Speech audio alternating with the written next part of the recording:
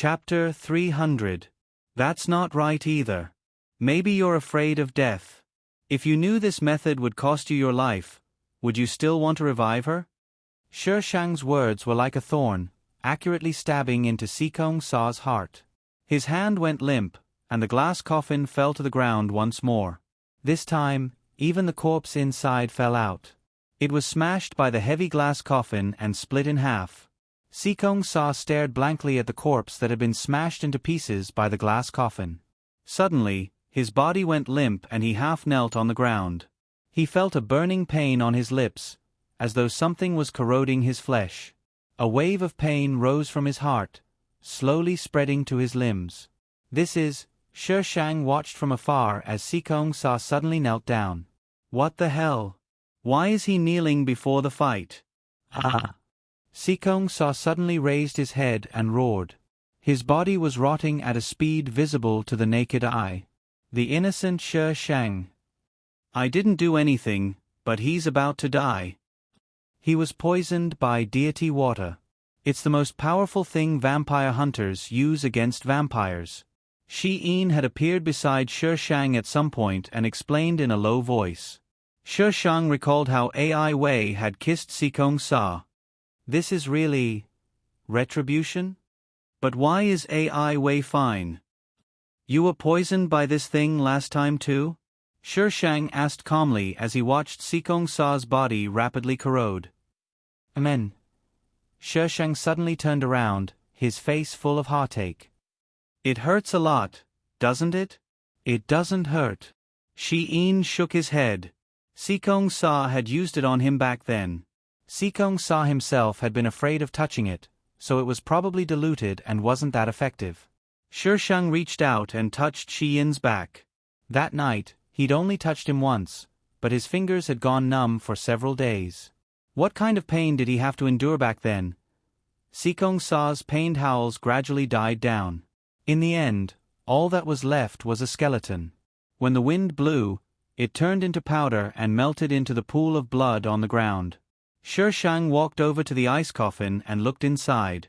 Ai Wei was long dead. She had died in the same way as Sikong Sa.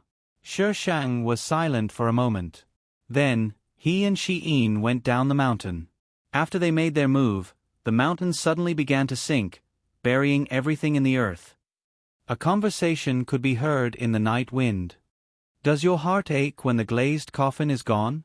You're still here. The internal strife of the vampires had just ended, and yet another one had arisen.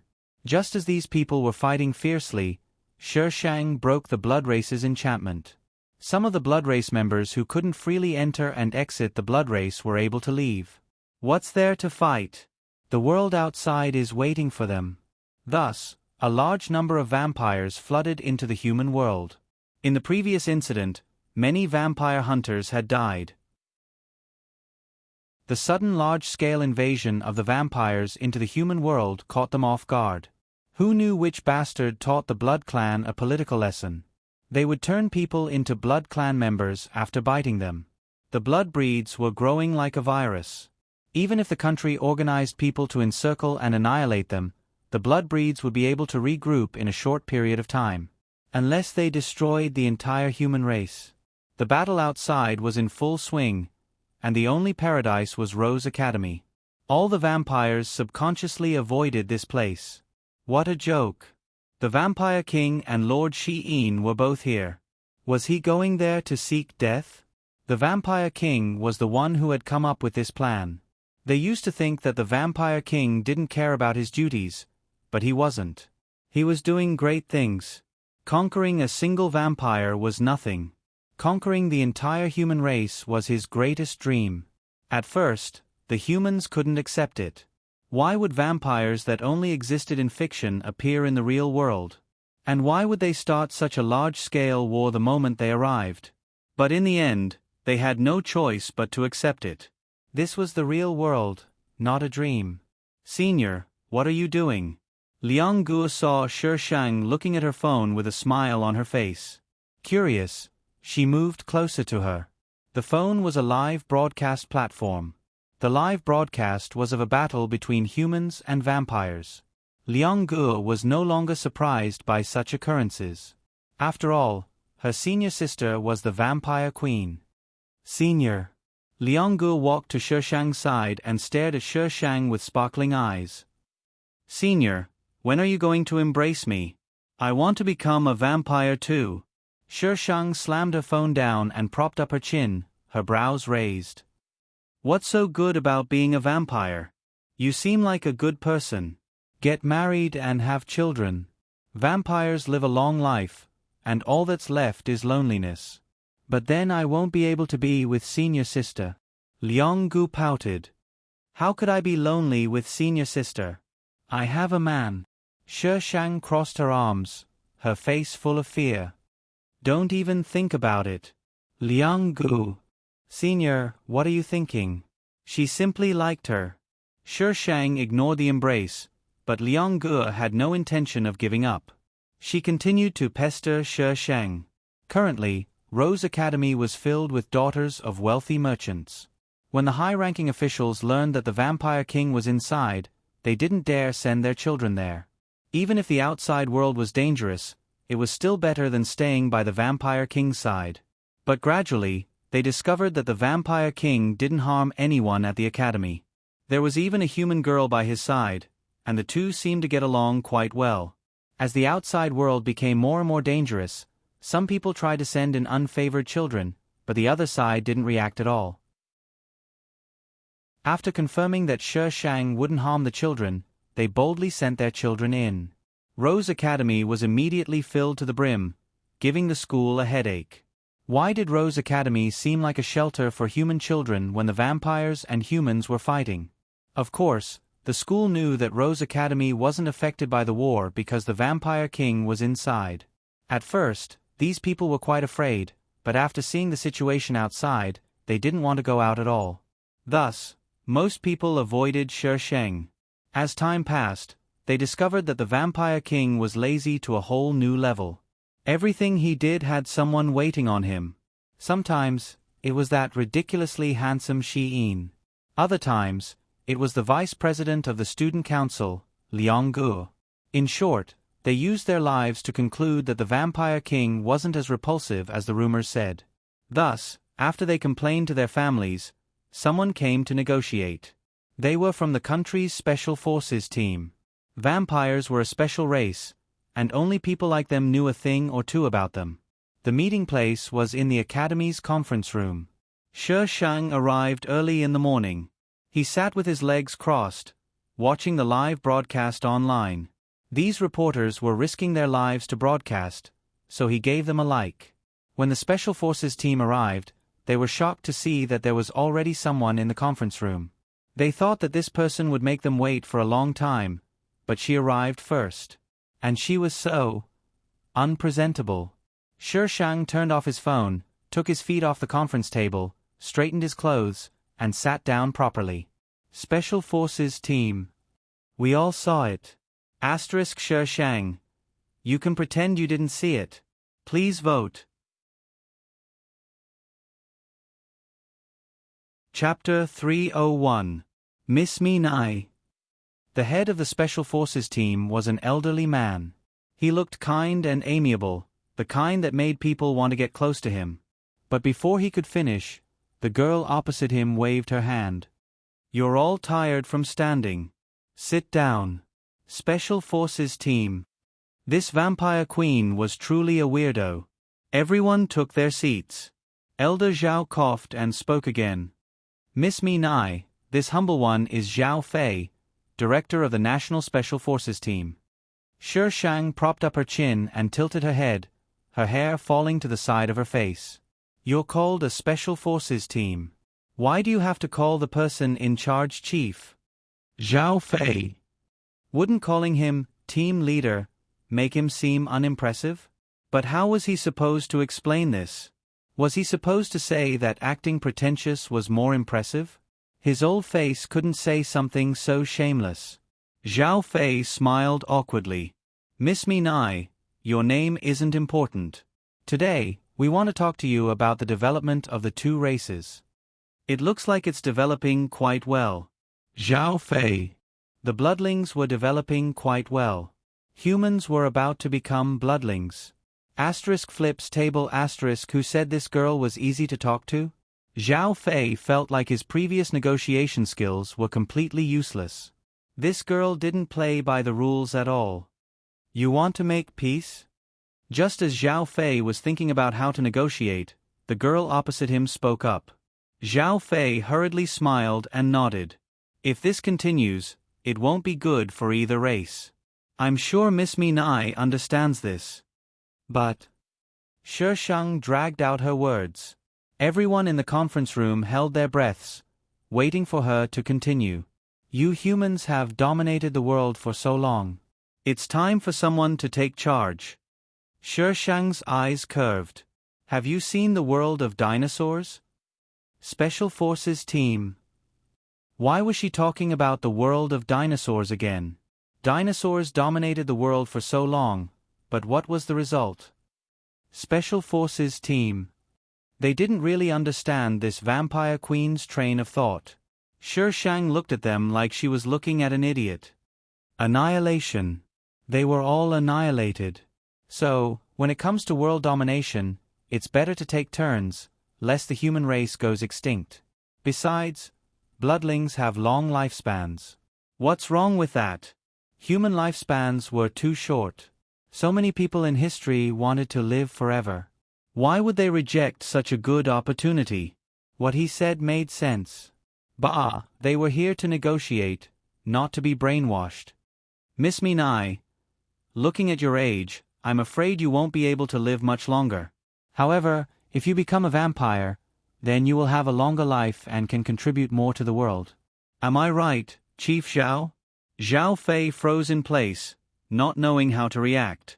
The other people's faces were also twitching. Were they here to negotiate or to brainwash him? In the end, when the special team walked out of the conference room, they didn't even know what they had talked about with the Vampire King. Chief Zhao. The special task force member looked at Zhao Fei with a sad face.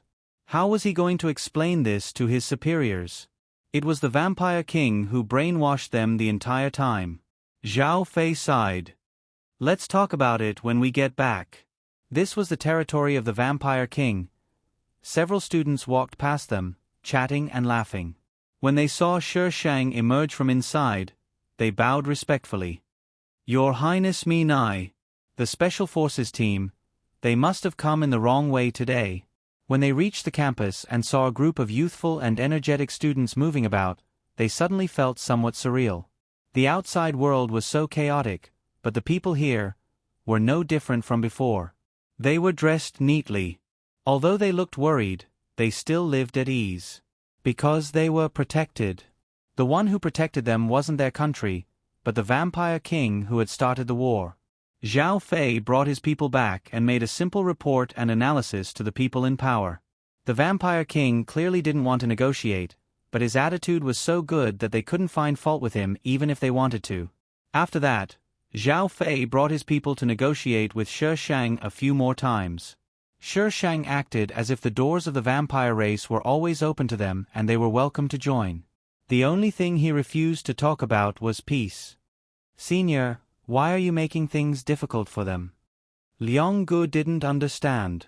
She clearly didn't want to bicker with them, but she had been making things difficult for them recently. I'm just toying with them. Shi Shang looked down at the departing motorcade.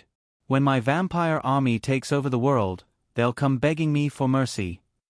When the people around them lived longer than them while they faced death, would they still be able to persevere? What was Senior talking about? Shi Shang turned around and smiled faintly. It's nothing. Pack up. I'm taking you to meet someone. Meet who? Liang Gu quickly packed her things. You'll know when we get there. Shi Shang and Liang Gu went downstairs. Shi Yin's car was already waiting downstairs. Liang Gu sat in the back. Senior Shi Yin. Shi Yin grunted in response, then looked at Shi Shang. Haven't you had enough fun yet? Not yet. It's quite fun to see their confused faces. Life was so boring.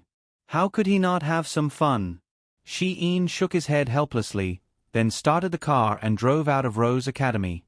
Perhaps because Shi Shang was here, and because there were many sons of rich businessmen in the school, the area around Rose Academy was very safe. There were even a few shops that were still open. Shi Yin parked the car outside a coffee shop.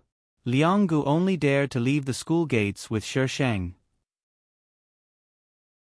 Now that they were at the coffee shop, she got out of the car with a greedy expression and eagerly followed Shi Shang and Shi Yin inside. The coffee shop had 2 floors. Shi Shang went straight to the 2nd floor. Little princess. Liang Gu saw a flamboyant boy dressed in colorful clothes pounce on her. Shi Shang and Shi Yin both dodged to the side. The boy couldn't stop in time and fell on Liang Gu. Behind Liang Gu was a staircase. She was pushed back a few steps, missed a step, and tumbled down the stairs. Senior sister. Save me. Liang Gu felt herself being hugged by someone. The ceiling spun, and when she looked again, she was standing in front of Shi Shang. Liang Ji's heart was beating extremely fast, and her mind was buzzing. 3 seconds later, she suddenly burst into tears. Senior. She was scared to death. Shi Shang. In this scenario, shouldn't she be paying attention to Ru Ae, who was still hugging her? Wasn't it supposed to be love at first sight when the girl fell and the handsome boy saved her? Liang Gu only wanted to say that she was dizzy when she rolled down the stairs.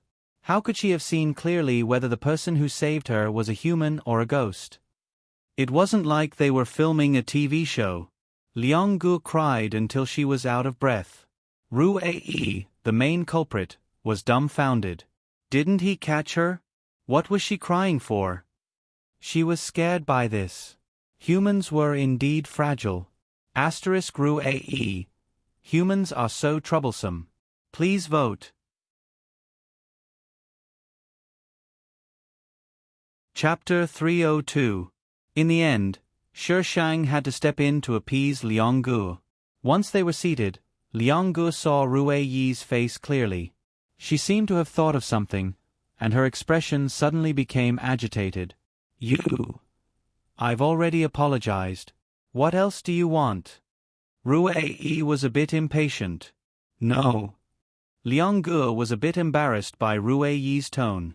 She shrank back to Shi Shang's side, but she kept looking at Ru Ae out of the corner of her eyes. Little princess, let me tell you. Ru Ae turned to look at Shi Shang. His eyes immediately became gentle, and he began to spout nonsense. Shi Shang listened quietly, occasionally asking a question. Kuer didn't come. Apparently, he went to the front lines. What did you say? Ru Ae suddenly stood up, his face filled with anger. Liang Gu, who had been in a daze, jumped in fright. She looked over in confusion, only to meet a pair of eyes filled with anger. Embrace her. Little princess, you want me to embrace a human? Ru Ae's voice grew louder. And she's so weak. Shi Shang. Embracing a human required drinking blood. She couldn't do it. She didn't want Shi Yin to touch anyone else, but this guy kept pestering her. She could only think of Ru Ae. Then I'll go find foster father. You'll have another little sister in the future. No. He didn't want a little sister. Liang Gu was still in a daze. Was Senior talking about her? With this boy in front of her? In the end, although Ru Ae was reluctant, he still agreed. Who told her to be his most beloved little princess? Liang Gu was still in a daze from beginning to end. It wasn't until she was alone with Ru Ae that she snapped out of her daze. Why wasn't Senior the one embracing her? She wanted Senior to embrace her. If you don't want to, then forget it. I'll go talk to Senior. Liang Gu turned to leave. She wasn't willing either. Wah, Senior, you're tricking me. Ru Ae pressed the door shut. It's too late to regret it now. He grabbed Liang Ji's hand and pressed her against the wall. The boy's handsome face quickly enlarged. She felt a sudden pain in her neck, and the sound of swallowing rang in her ears. Her body was a little weak. In order to suck more blood, Ru Ae could only hold on to her waist to prevent her from sliding down. She could see the side of the boy's face. There were almost no pores on his smooth skin. It was as delicate as jade. Liang Ji's vision suddenly blurred, and tears fell uncontrollably. She seemed to hear the boy say something in a bad tone, but she did not hear it clearly. Her vision was plunged into darkness. When she woke up again, she was the only one left in the room. She touched her neck. It was very smooth and there were no wounds. What happened just now was like a dream. But she knew that it was not a dream. Shi Shang was waiting for her outside the room. "How is it? Do you feel any discomfort?"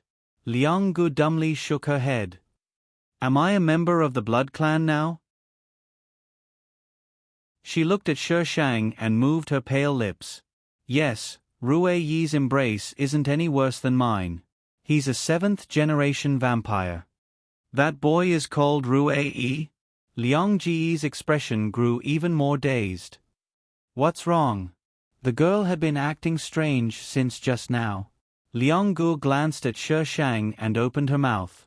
In the end, she only shook her head and squeezed out a smile. "Thank you, Senior."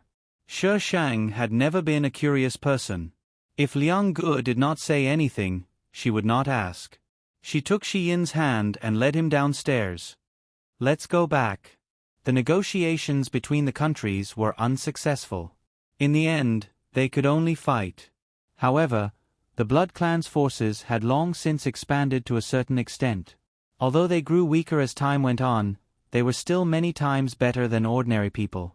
The Blood Clan won in the end. Shi Shang did not do anything to the humans, nor did he govern them. They each did their own thing. The Blood Clan governed the Blood Clan, and the humans governed the humans. She only issued a few prohibitions. Killing humans was forbidden. Turning humans into Blood Clan members was forbidden. The world was filled with Blood Clan members. They had long lives, and the people around them were forever young while they themselves were aging. Those who once believed that humans were the right path had no choice but to waver.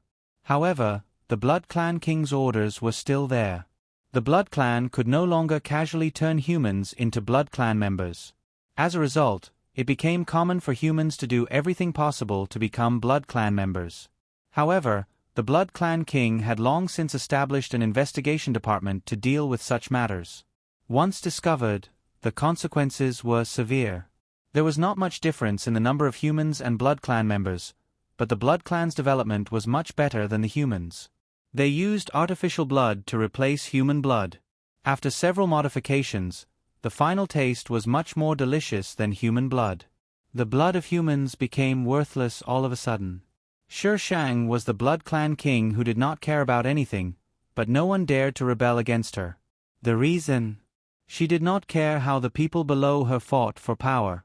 As long as they did not fight with her for the title of Blood Clan King, she could not be bothered to roll her eyes. However, if they dared to challenge her title, they would be destroyed. As a result, the people below her seemed to have come to an agreement. No matter how fiercely they fought, they would never have any ideas about Shi Shang. "What, are you unhappy?"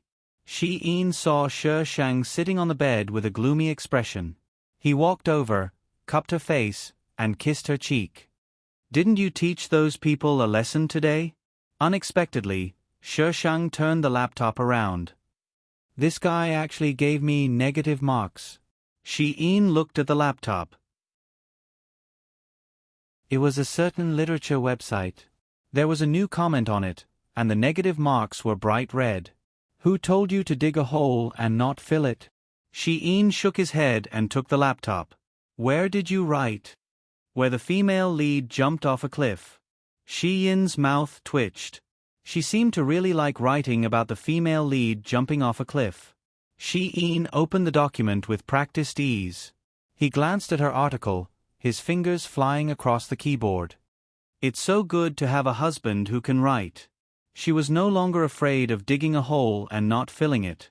When the latest chapter was uploaded, Shi Yin closed the laptop and turned to look at Shi Shang, who was cupping her face. "Shouldn't we do some exercise, HM?" "Hooligan." Shi Shang leaned back.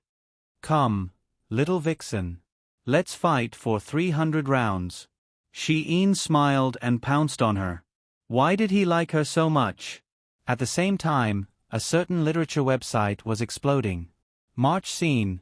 Dada finally updated. Sprinkle flowers. Today she. Dada actually filled in a hole. Horrifying. I really wish there were only two. Am I the only one who noticed that Dada's style of writing changed every time she abandoned a hole? A great thief. One look and I can tell that the person above is new. Let me explain. Scientific expert. Look at me, look at me. The new cherub is looking at me. Our Dada is famous for digging a hole and not filling it. But Dada has a good Adonis. Every time Dada abandoned a hole, Adonis would help Dada fill it in. Ah, I want such a gentle and considerate Adonis. Rich girl Chio. Dada always shows off Adonis. He's so handsome. His writing is so good too. I want such Adonis plus 1 jade round ball. I want such Adonis plus 2 clear time bright night. I want such Adonis plus 3 mu yu xiao xiao, asterisk the 10th world ended. Oh, I beg for monthly votes, double. Double.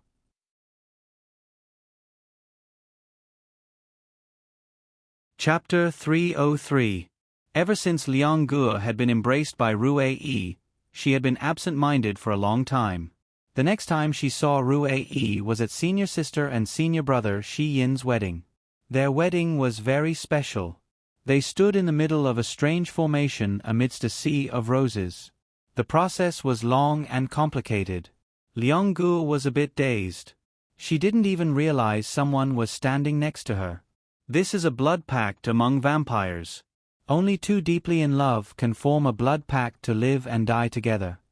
Liang Guo was startled awake by the voice. She subconsciously turned her head, only to see a perfect profile. It's you. Rue Yi glanced at her. You seem to know me? From the first time they met, the light in her eyes had conveyed this message. Liang Guo lowered her head. She didn't know how to answer. Just as Liang Guo was about to answer, someone called out to him from afar. Rue Yi disappeared in the blink of an eye.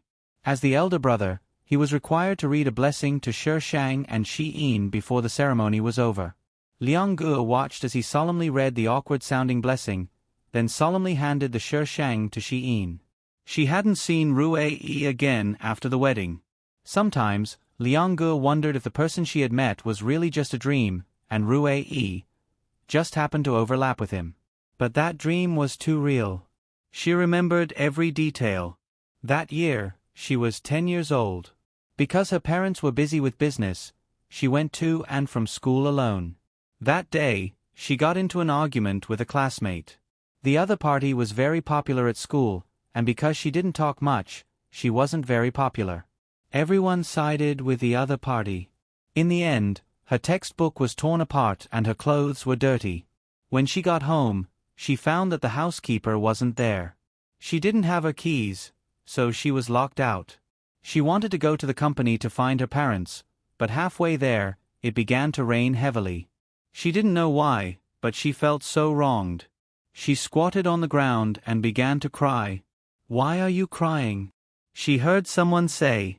The rain had been cut off at some point, forming a curtain around her. She raised her head slightly.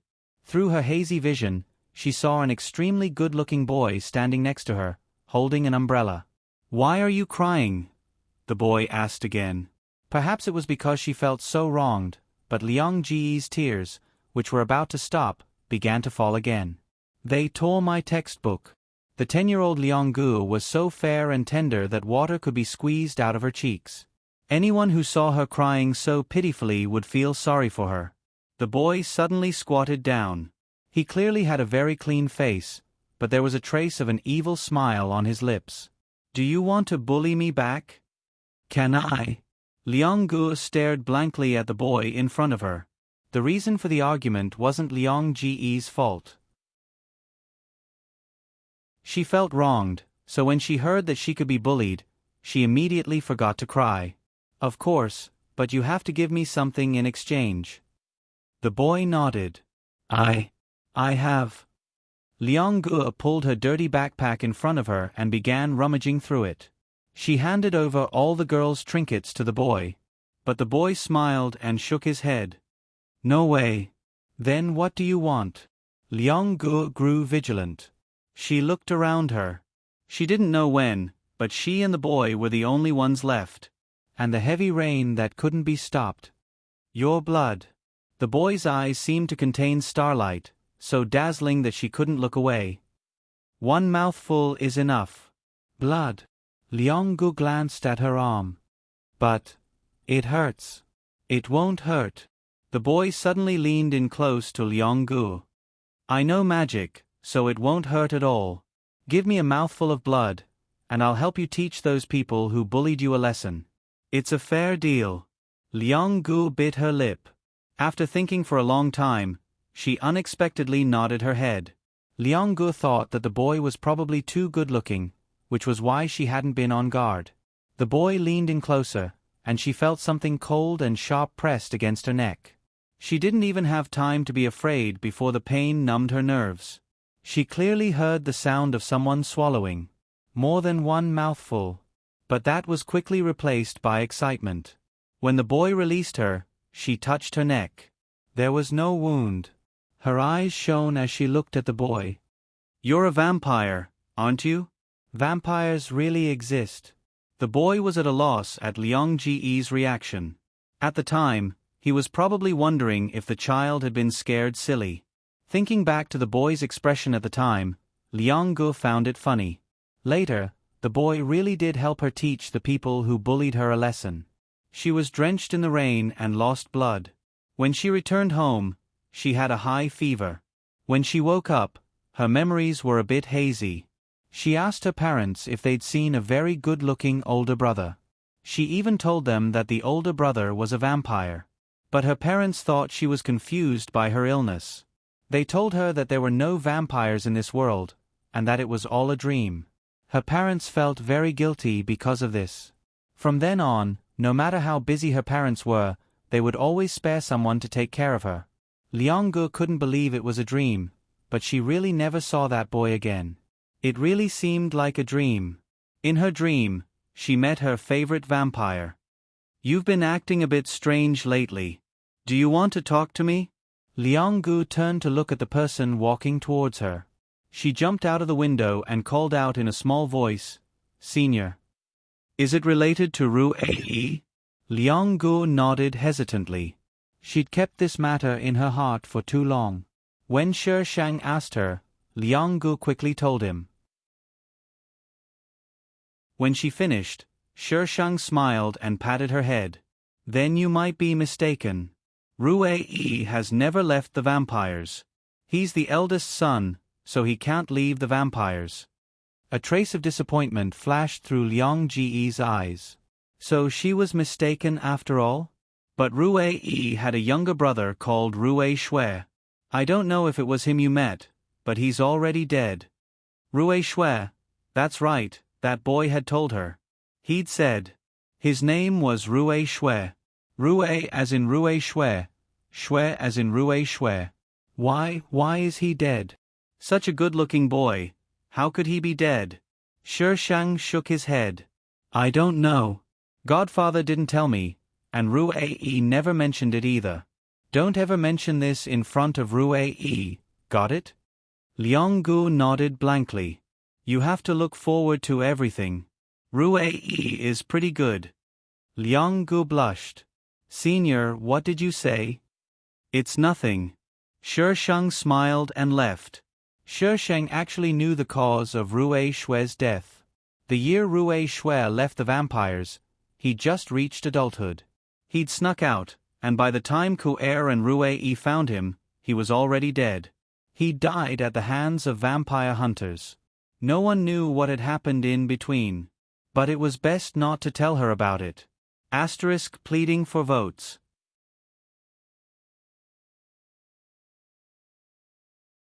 Chapter 304. Take care, Your Highness Rue-Ae. The maid escorted Rue-Ae out of the study. He looked up and saw the girl standing in the distance. She was wearing a white shirt and a denim skirt, her hair casually draped over her shoulders. Sunlight poured in from outside and fell on her body. She was probably a little unhappy, for she shrank back into the shadows behind her. When she looked up, she happened to meet his gaze. "Your Highness Rui-yi." Liang-gu was startled by Rui-yi's gaze and lowered her head in greeting. Rui-yi frowned, but didn't say anything as he strode away. In front of the Shishang, Rui-yi could be shameless and disregard his image. But outside, he would always act like a rich young master. After Rui-yi left, Liang-gu let out a sigh of relief. He and Rui-shui looked too much alike. But before she could finish, a faint voice came from behind her. "Are you afraid of me?" Liang-gu was so startled that she fell into the sunlight, her entire body enveloped in it. She hung her head. "Your Highness Rui-yi." She wasn't afraid of him, but she couldn't believe that the boy who looked so similar to him had died just like that. "Come with me." "Ha!" Liang-gu looked up at the room Rui-yi had just come out of. Why did she want to go with him? "The little princess left you to me. From now on, you'll follow me." Rui-yi was clearly impatient when he said this. "Come with me."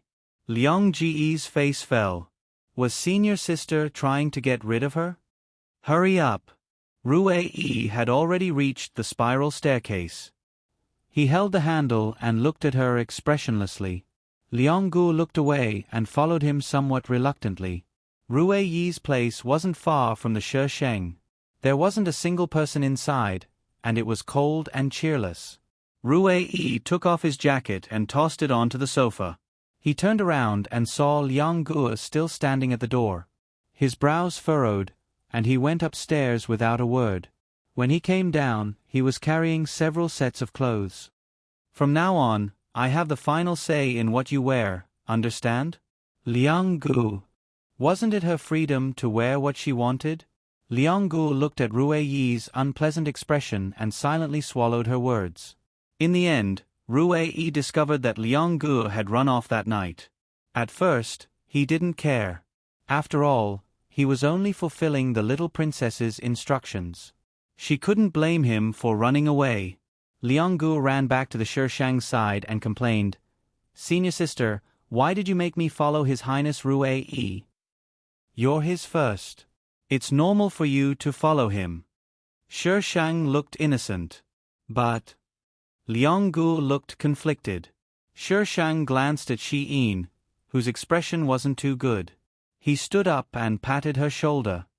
"Young lady, you'll disturb my time with Shi-in if you stay here." Liang-gu immediately looked over at Shi-in. Seeing his ugly expression, she shuddered. "You can't follow me for the rest of your life." You can learn some things from Rui-yi. I didn't ask you to do anything with him. But His Highness Rui-yi looks very scary. Shishang was speechless. What did that clown Rui-yi do to scare the young lady like this? Is he as scary as Xin? Liang Ji's expression changed. She hurriedly bowed and retreated. "Senior sister, good night." Compared to His Highness Rui-yi, Shi-in was obviously scarier. She dawdled back to Rui-yi's house. The door was closed. She took a deep breath and knocked. No one opened the door. Was he not inside? She knocked again. Still no one. After knocking for 5 minutes, Liang-gu gave up. Either there was no one inside, or he was purposely not opening the door for her. The next day, Rui-yi opened the door. A strange object fell in from the outside, causing him to jump back in fright. When he saw what it was, his expression darkened. He walked over and yelled at the still groggy person, "What are you doing sleeping at the door? Am I abusing you?" Liang-gu was immediately woken up by the yell. She met Rui-yi's angry eyes. Liang-gu hurriedly crawled up from the ground and tugged at her clothes. She lowered her head and said, "I knocked, but you didn't open the door." Rui-yi froze, his expression changing rapidly. In the end, he grabbed a bunch of keys and stuffed them into Liang Ji's hands. Just like that, Liang-gu stayed in Rui-yi's house. When he was in a good mood, he would teach her a few things about vampires. When he was in a bad mood, Liang-gu sometimes wouldn't see him for an entire day. But Rui-yi was insistent on making her change her clothes, and his enthusiasm didn't diminish. She looked at the increasing number of clothes in the closet and felt somewhat worried. Why was His Highness Rue Yi's taste so strange? The kind that was girly and especially sexy with lace. He was especially angry when she didn't wear it. It was as though she had done something wrong. Liang Ge only wanted to finish her studies quickly and leave Rue Yi. She didn't want to be with him at all. She didn't like Rue Shui, but he was the first vampire she had met, so he had left a deep impression on her. It was hard not to miss him. Rue Yi didn't feel much about having another person in his house. It was probably like having another kitten or puppy. But when he came back today, he found the house especially cold and cheerless. He frowned. Ran away again? Humph. It wasn't like he would eat her. Why did she run away? Rue Yi went upstairs. When he passed by Liang Ji's room, the door cracked open. He saw the clothes on the floor and paused. Then, he pushed the door open and entered. She actually dared to throw the clothes on the floor. Rue Yi's hand paused in the middle of picking up the clothes. When he opened his palm, he saw dark red bloodstains on it. When Liang Ge woke up, she found herself in someone's arms. The wind whistled past her ears. Your Highness Rue Yi. Liang Ge raised her head slightly to see the person holding her. Rue Yi didn't say anything. He carried her back to the room and reached out to strip her of her clothes. Your Highness Rue Yi. Liang Ge clutched at her already tattered clothes and backed away in panic. However, she accidentally pulled on the wounds on her body, causing her to suck in a breath of cold air. Rue Yi's frown deepened. Ignoring Liang Ji's resistance, he stripped her naked. There were many wounds on her body. Rue Yi's expression could no longer be described as dark. She dared to touch his people.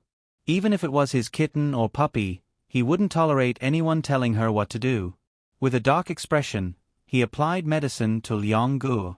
Liang Ge wanted nothing more than to find a hole to crawl into, but the difference in strength between her and her enemy was too great. She couldn't even crawl under a blanket. It wasn't until Rue Yi put a pink dress on her that Liang Ji's awkwardness lessened. There won't be a next time for what happened today, Rue Yi said and left the room. Did they think he was dead when they kidnapped his people while he wasn't around? Liang Ge heard that the family that kidnapped her had been exterminated, not by Rue Yi, but by Shi Sheng. Liang Ji's heart instantly warmed. Sure enough, senior sister still doted on her. While she was recuperating, Rue Yi tried various ways to dress her up in princess dresses. Eventually, he looked at her with a strange gaze. It was as if he was looking at an extremely fun toy. Liang Ge felt that if she didn't run away, she might catch the eye of a pervert.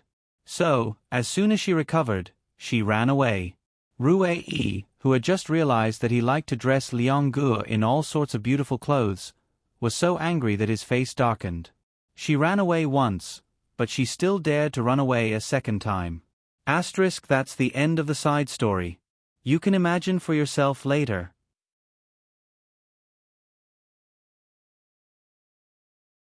Chapter 305.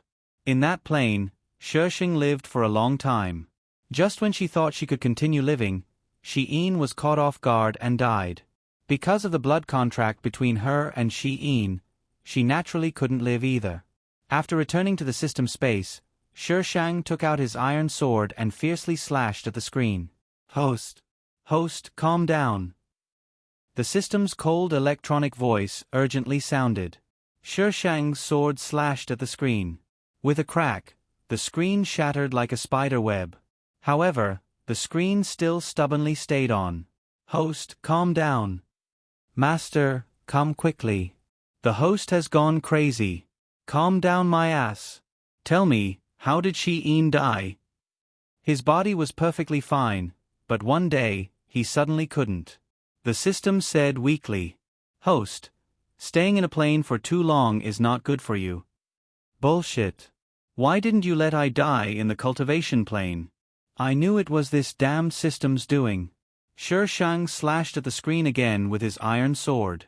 Host, please don't damage public property. I'll destroy it. What can you do about it? Shi Shang slashed the screen into several pieces. I can't do anything about it, but I can change it into something new. The shattered screen in front of Shi Shang suddenly disappeared, and a brand new screen appeared in its place. Shi Shang's eyes narrowed. He paused for a moment, and the anger on his face suddenly disappeared. There's something wrong with the host's expression. Forget it. I'd better send her away quickly. The system doesn't want to face such a terrifying host at all. Shi Shang's information appeared on the screen. Name, Shi Shang morality points, 146500 health points, 30 contribution points, 21,000 mission grade, B mission score, 90 hidden mission, complete hidden mission reward, 2,000 contribution points item list, Queen's crown, Ghost King's heart. His morality points were becoming more and more unscrupulous. For better or for worse, he was the one who started a new era. Shouldn't he give him a reward? Seriously, he had a cat disease. But you destroyed the development of a plane. I made them evolve ahead of time. Twisting words and forcing logic. The host's condition had worsened again, to the point where there was no cure. Do you wish to enter the next plane? Initializing teleportation. F*CK, wait a minute. I still have something to say to you. However, Shi Shang's vision turned black as he disappeared from the system space. Milord, I'm afraid it's not good to keep young Master Duan here. He's now King Ning's concubine. Shi Shang looked at the heroic-looking woman in front of him and blinked again and again. My lord? Are your eyes uncomfortable? The woman immediately became nervous. You were caught in the rain just now. Did something get into your eyes? I'll call a doctor to take a look at you. After saying that, the woman walked out. Shi Shang opened his mouth, thinking that he could take the opportunity to receive the plot. He did not call out to her. This was a transmigrating female supremacy text. The female lead's name was Zhang Ji. Before she transmigrated, she was a white-collar worker. She was the kind of person who would be stingy for half a day over a few cents. After that, she transmigrated and became the idiotic princess of the female supremacy country. In the modern world, the female lead had to worry about food and clothing. Here, she didn't have to worry about food and clothing, and she was surrounded by handsome men. Thus, the female lead only wanted to be a rice worm and eat while waiting to die. Her ultimate goal was to have sex with handsome men every day. Yes, this was a text about sex for the sake of sex, with the plot as a supplement. During this time, all kinds of handsome men fell head over heels for her. The female lead loved all of them and did not know who to choose. It was a female supremacy text, after all. In the end, the female lead displayed her universal love and became a winner in life. The original owner, Jun Liu, was a young and promising prime minister in her 20s. She was powerful and had a strong backing. Countless men wanted to climb into her bed, but the original owner looked down on all of them. She was also someone who didn't like to explain herself. For some reason, it was rumored that she was tyrannical by nature, and all the young masters of the aristocratic families avoided her. The original owner had a fiancé named Duan Qingyun, whom her family had decided on since she was young. He was supposed to marry into Jun Liu's family after Duan Qingyun's hairpin ceremony. However, Jun Liu's mother passed away the year Duan Qingyun's hairpin ceremony was set. Usually, mourning only took 3 months.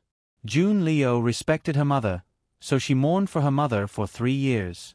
She didn't explain anything during these 3 years, only promising the Duan family that she would marry Duan Qingyun after 3 years. However, outsiders thought that Jun Liu didn't want to marry Duan Qingyun. Duan Qingyun had yet to be married to his wife at the age of 18, so he became a laughingstock in this circle. Duan Qingyun didn't know about Jun Liu's promise to the Duan family, so he was also somewhat resentful. Jun Liu had originally planned to marry Duan Qingyun grandly after the mourning period ended.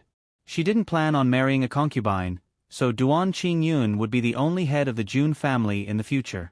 But a month before the mourning period ended, Jun Liu discovered that Duan Qingyun was very close to the female lead. In the end, the female lead even came knocking on her door and asked her to cancel her engagement with Duan Qingyun. She even said that if she didn't want to marry him, then she shouldn't hold him back. June Leo was naturally unwilling. When had she ever been unwilling to marry Duan Qingyun? Even if her feelings for him couldn't be considered love, they could still be considered responsibility. However, the female lead pestered her endlessly, telling her that she was free to love. June Leo didn't flare up on the spot. After sending the female lead off, she met with Duan Qingyun to ask him what he meant. Somehow, the female lead got the news and hurried over. At the time, Duan Qingyun accidentally spilled boiling hot tea. Out of a sense of responsibility, June Leo went over to check. When the female lead arrived, she happened to see June Leo grabbing Duan Qingyun's hand. Thinking that June Leo was doing something to Duan Qingyun, the female lead confronted June Leo. There were a lot of people around, so June Leo couldn't explain herself. She wasn't someone who liked to explain herself, so she left in a huff.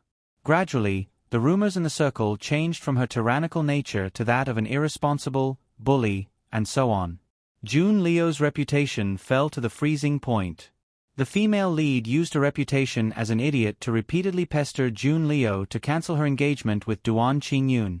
In the end, the matter even reached the Empress. The Empress was already wary of the June family to begin with, and the Duan family held great military power. She was more than happy to have the opportunity to break up the two families. Thus, she issued an edict to cancel the engagement. June Leo had once asked Duan Qingyun if he really wanted to cancel the engagement. If he didn't want to, she could have the Empress rescind the edict. However, Duan Qingyun said that he wanted to cancel the engagement. June Leo didn't do anything else and followed the Empress's orders to cancel the engagement. As a result, June Leo was once again saddled with some bad rumors. The female lead married Duan Qingyun. At first, it was fine, as she doted on him. However, as time passed, more and more men appeared by her side. Duan Qingyun's appearance could only be considered above average, so he naturally wasn't favored by the female lead. When June Leo met Duan Qingyun again, he was so skinny that he didn't even look like a normal person. His expression was also absent-minded. For better or for worse, they had once been engaged, so June Leo went over to ask him a few questions. It turned out that one of the male leads had been poisoned. Duan Qingyun was accused of being the poisoner, but the female lead didn't believe him. If he hadn't met June Leo, Duan Qingyun would have sought death at that time. Asterisk the female supreme you want. Although I don't know what I'll write.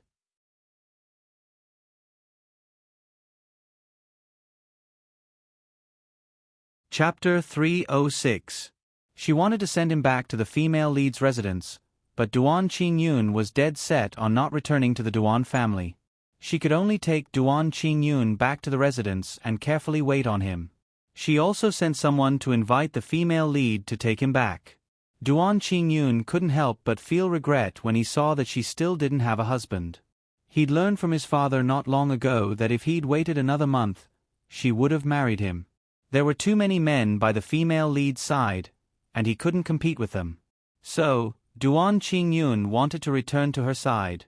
He took advantage of her illness to climb into her bed. She had a strong sense of responsibility, and she had to take responsibility for the mess she'd made. So, when the female lead came looking for her, Duan Qingyun confronted her. However, the female lead found Duan Qingyun in private and said that she'd found out that it wasn't Duan Qingyun's fault and that she was very sorry for her negligence. Duan Qingyun probably still liked the female lead, so when the female lead coaxed him like this, Duan Qingyun was coaxed back by the female lead. However, the relationship between Duan Qingyun and Duan Qingyun was unclear. After the female lead took him back, she didn't pamper him at all. Duan Qingyun began to miss his days in the June family. Duan Qingyun wasn't an idiot. When he chose to leave with the female lead, Duan Qingyun had no intention of caring about him. As the saying went, it was hard to guard against a villain. Duan Qingyun couldn't get in touch with Duan Qingyun several times and actually told the female lead that she'd forced herself on him. The female lead cared a lot about her man. Even if she didn't like him anymore, he was still hers. So, the female lead began to target Duan Qingyun. Duan Qingyun resisted, and in the eyes of outsiders, she was the one targeting the female lead. This continued until Duan Qingyun's reputation was ruined and her entire family was executed. And the people outside all felt that the original owner deserved it. Duan Qingyun's death was also quite innocent. Duan Qingyun couldn't understand what she'd done wrong for her to fall to this point. Duan Qingyun was unwilling to accept this. She wanted to live a new life and live a glorious life. She wanted to protect her family's peace and prosperity. Of course, the most important thing was for Duan Qingyun to receive his retribution. She didn't think she'd done anything wrong to him except waste a few years of his time. What right did he have to ally with Jiangji to do this to her? Shi Sheng face-bombed and sighed. This Duan Qingyun was a completely evil female lead. However, Duan Qingyun's ending wasn't too bad. The female lead actually didn't pursue the matter of him sleeping with someone else. Shi Sheng had always thought that her worldview was skewed, but after seeing this kind of plot, she finally understood what it meant to be skewed. You said how much the female lead liked Duan Qingyun, so it was fine if she didn't pursue the matter. But judging from the plot, the female lead's favorite wasn't Duan Qingyun at all. As expected of a modern white-collar worker. In the modern world, who hasn't slept with scum before? My lord, the doctor is here. Shi Sheng looked up and saw the woman from before come in with another woman carrying a suitcase. Greetings, Prime Minister. This woman was called Dai Yu, and the other was called Ing Yu. These two served the original host and were the original host's trusted aides. Milord. Why was Milord in a daze? Are your eyes all right? Shi Sheng came back to her senses and looked at the doctor. She thought about how her body was going to fall ill in the future, and how Duan Qingyun would take advantage of this loophole. She couldn't help but cough and say that her eyes were fine, but she asked the doctor to take a look at her. Milord, you're fine. You just caught a cold. In a moment, this commoner will prescribe some medicine to ward off the cold. Milord will be fine after taking it. Dai Yu heaved a sigh of relief.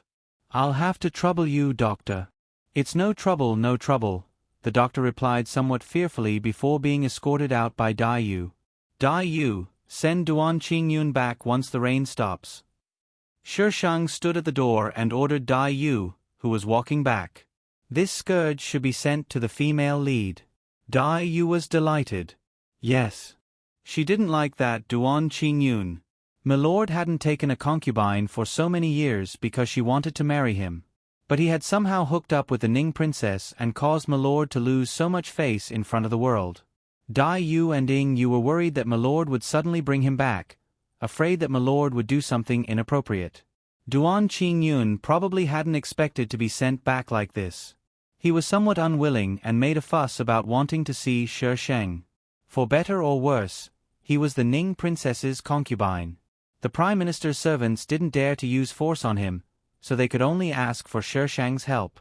Shi Sheng had a headache at this time. It was a real headache. When he heard a servant's report, he immediately exploded. See what? If he doesn't leave, beat him up. The servant trembled in fright and chased Duan Qingyun out according to Shi Sheng's orders. He didn't dare to beat him up. For better or worse, he was the Ning princess's concubine. Duan Qingyun didn't dare to cause trouble outside the Prime Minister's residence. He was well aware of his current status. However, he couldn't help but feel resentment toward Shi Sheng. She was clearly the one who brought him back, so why was she so mercilessly chasing him away? In the world of the matriarchs, there wasn't much difference apart from the fact that the positions of men and women were reversed. As the Prime Minister, Shi Sheng had to attend morning court every day. He really woke up earlier than the rooster. When he went to court, he naturally had to meet with the female lead. Although the female lead had the title of an idiotic princess, she was about to wash away this title with her hard work. Moreover, she had won the Empress' favor very well. The Empress also put the female lead in more important positions and allowed her to attend court recently. This was a treatment only granted to the Crown Princess. As the Prime Minister, Shi Sheng and the female lead each took the lead, one on the left and one on the right. The crown princess has been punished by the empress to copy scriptures these past few days. Do you know what's going on? No, the empress hadn't arrived yet, so some officials started gossiping. I heard that the crown princess is flirting with a man outside. The crown princess can have any man she wants. Why is she still causing trouble outside? Prime Minister, do you know what's going on? A female official closest to Shi Shang asked in a low voice. I don't know. Shi Shang put on the airs of the Prime Minister, his expression cold and aloof. Even if I knew, I wouldn't tell you. The crown princess had seen that the female lead was favored recently, so she definitely didn't like it. If she didn't like it, she would cause trouble. The result of her trouble was that the crown princess was punished to copy scriptures. All the supporting characters used their lives to prove a hard truth. Don't ever oppose the female lead. Of course, this was under the premise that their IQ wasn't online. Zhang Ji glanced at Shi Shang with a complicated expression. Shi Shang unceremoniously glared back. What are you looking at? Haven't you seen someone as beautiful as me? The original host was able to sit in this position at such a young age because, in addition to her own strength, she also had the Jun family as her backing. The Jun family had already held the position of Prime Minister for 3 consecutive years. The Empress was afraid of the connections and wealth they had accumulated. Therefore, Shi Shang wasn't afraid of the female lead at all. Even the Empress didn't dare to do anything to her. But this female lead looks really delicate. In a world where women were superior, women more or less looked more heroic. After all, the men's work was now done by women. She looked too delicate and frail, so she didn't feel safe. Zhang Ji was stunned by Shi Shang's glare. She hadn't looked for her yet, but she still had the nerve to glare at her. Zhang Ji was about to speak, but a loud shout interrupted her. Her Majesty the Empress has arrived. The chatter around them suddenly disappeared, and they all lowered their heads. Don't ask me why the original host is so broken. She'll only become more and more broken in the future. On the last day of this month, please double the monthly votes.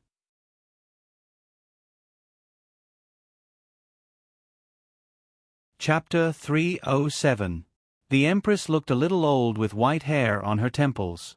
She looked serious and dignified, so Shi Shang had to describe her. She looked exactly like a rigid teacher. Attending court was a boring thing. Shi Shang was absent-minded the whole time. When the Empress called her name, she finally came back to her senses. I'm not feeling well these days, so I shouldn't work too hard, Shi Shang answered seriously, but her tone was perfunctory. The Empress was speechless. Her Prime Minister had been absent-minded since just now, and now she was using such an excuse to brush her off. What was the Prime Minister trying to do? Was she rebelling? Although the Empress knew she was being perfunctory, she still had to follow her words. My dear Minister, you're working hard for the country. Don't tire yourself out. Rest well. Shi Shang smiled insincerely. Thank you for your concern, Your Majesty. You don't have anyone at home. Why don't I give you a few beauties? They can take care of you if you're not feeling well. Shi Shang was speechless. Taking care of me is a lie. But monitoring me? This was not the first time the Empress wanted to give the host people. In the past, the host always found all kinds of excuses to refuse. Shi Shang rolled her eyes. Thank you, Your Majesty. The Empress looked at Shi Shang as if she was looking at an alien. Could it be that her Prime Minister had been replaced by someone else? She was absent-minded during court, refused to do things, and now even accepted people to send her off. No, she had to investigate carefully. The others also had strange expressions. They started to make plans in their minds. Since the Prime Minister is not feeling well, Prince Ning will take care of it. Zhang Ji frowned. The Empress was talking about the heaven sacrifice that would be held soon. The purpose was to pray for the autumn harvest and provide the people with enough food and clothing. Of course, as a modern person, she did not believe in such things. In ancient times, grain production was low and there were too few varieties. Ordinary people did not have land. When winter came, people would starve to death by the dozen. Jiang Ji wanted to explain to these people what scientific farming was, but she had just gained the Emperor's trust. She quickly suppressed this idea. Yes, Your Majesty. I won't let you down. The rest of the content was nothing more than some trivial matters, causing Shi Shang to feel drowsy listening to it. So King boring. In the future, it would be better to pretend to be sick. After the court session, Shi Shang walked out slowly. Jiang Ji deliberately slowed down and walked side by side with Shi Shang. Prime Minister, may I invite you for a chat? Shi Shang did not even pause as he rejected her bluntly. No. Jiang Ji's eyes darkened. Prime Minister, it's about Qing Yun. She deliberately emphasized the words Qing Yun. Shi Shang tilted his head and the corners of his mouth curled up into a mocking smile. That's your concubine. What does it have to do with me? A few days ago, Qing Yun went to your residence. Really? Why didn't I know about it? Shi Shang began to lie through his teeth. Jiang Ji's expression changed rapidly. Finally, she pulled a long face and said, Jun Liu, Qing Yun is now this prince's secondary concubine. As the Prime Minister, you should know how to avoid arousing suspicion. Don't bother Qing Yun in the future. Shi Shang paused and turned to face Jiang Ji. He raised his voice slightly. Why don't you say that he's the one who's bothering me? Why would Qing Yun bother you? Jiang Ji immediately retorted. He doesn't like you at all. A forcibly picked melon won't be sweet. If the Prime Minister really likes him, you should consider his reputation. Shi Shang looked at Jiang Ji without saying a word. Those eyes were as dark as ink, calm and unruffled. When she looked into Jiang Ji's eyes, she felt as if she had been stripped naked in front of her. She looked at the woman in front of her and moved her lips. How did you know that I liked Duan Qing Yun? The original host had never said that she liked Duan Qing Yun. Everything she did was based on her own responsibility. Because the original host felt that it was her fault for delaying Duan Qing Yun for so many years, she should be responsible for him. That was all. Jiang Ji was rendered speechless by the question. She carefully thought about it and realized that she really had never said that she liked Duan Qing Yun. But what she did before, if that wasn't love, then what was it? By the time Jiang Ji came back to her senses, Shi Shang was long gone. Jiang Ji muttered in a low voice, If you like him, then you like him. What's there to hide? The ancients are so pretentious. She came from an open-minded era and had a sense of superiority in her bones. That was why she looked down on Shi Shang's cover-up. Yes, in Jiang Ji's eyes, Shi Shang was just covering up. When they returned to the residence, the people the Empress had bestowed upon them had already arrived. Dai Yu and Ying Yu stood in front of a group of gorgeously dressed men, their expressions exactly the same. Had Her Excellency been provoked? She even dared to accept the Empress's bestowment. Her Majesty wants me to have no rest for 7 days a week. Shi Shang saw the 7 people standing in a row from afar. Very strange comments popped up in Shi Shang's mind. 7 dwarves and Snow White? What the hell? Your Excellency, you're back. Dai Yu and Ying Yu went to greet him. The remaining 7 dwarves all bowed in greeting. Greetings, Your Excellency. Shi Shang trembled all over. To be honest, he was a little unaccustomed to suddenly seeing a group of delicate and weak men. Of course, he didn't dislike it. Every era had its own rules. The Empress had really put in a lot of effort. 7 men, each with their own merits. Some were seductive, some were cute, some were steady.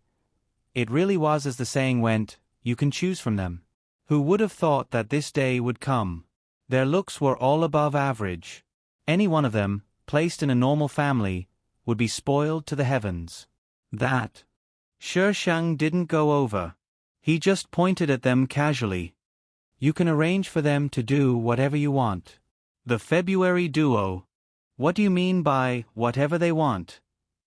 Ying Yu was more lively than Dai Yu, so she asked shamelessly. Shi Shang waved his hand. Just don't let me see them. Ying Yu, Then why did you bring them back? Wasn't this unnecessary? Sher Shang and the 7 dwarfs were a little far away, so they didn't hear what she said. When they saw Sher Shang leave with Dai Yu, the 7 dwarfs became anxious. Missing you, why did the Prime Minister leave? Who will serve the Prime Minister tonight? Serve her? Dream on. Don't say that their mistress was chaste. Just because they were given to her by the Empress, she wouldn't let them serve her. Of course, Yingyu couldn't say this. In any case, these people were given to her by the Empress. Mistress hasn't been feeling well recently and shouldn't work too hard. Gentlemen, please follow me. We can take care of the Prime Minister, one of the gentlemen said unwillingly. Her Majesty sent us here to take care of the Prime Minister. This is our duty.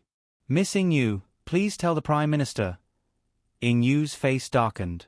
She didn't understand why her mistress had brought these people back. Mistress needs to rest. Gentlemen, you don't have to say anything. When she wants to see you, she will summon you. Ding. The National Day event has been delivered. Cherub, please check the book review section. At the end, please vote. The last day. Monthly votes. Don't keep them. They're about to expire.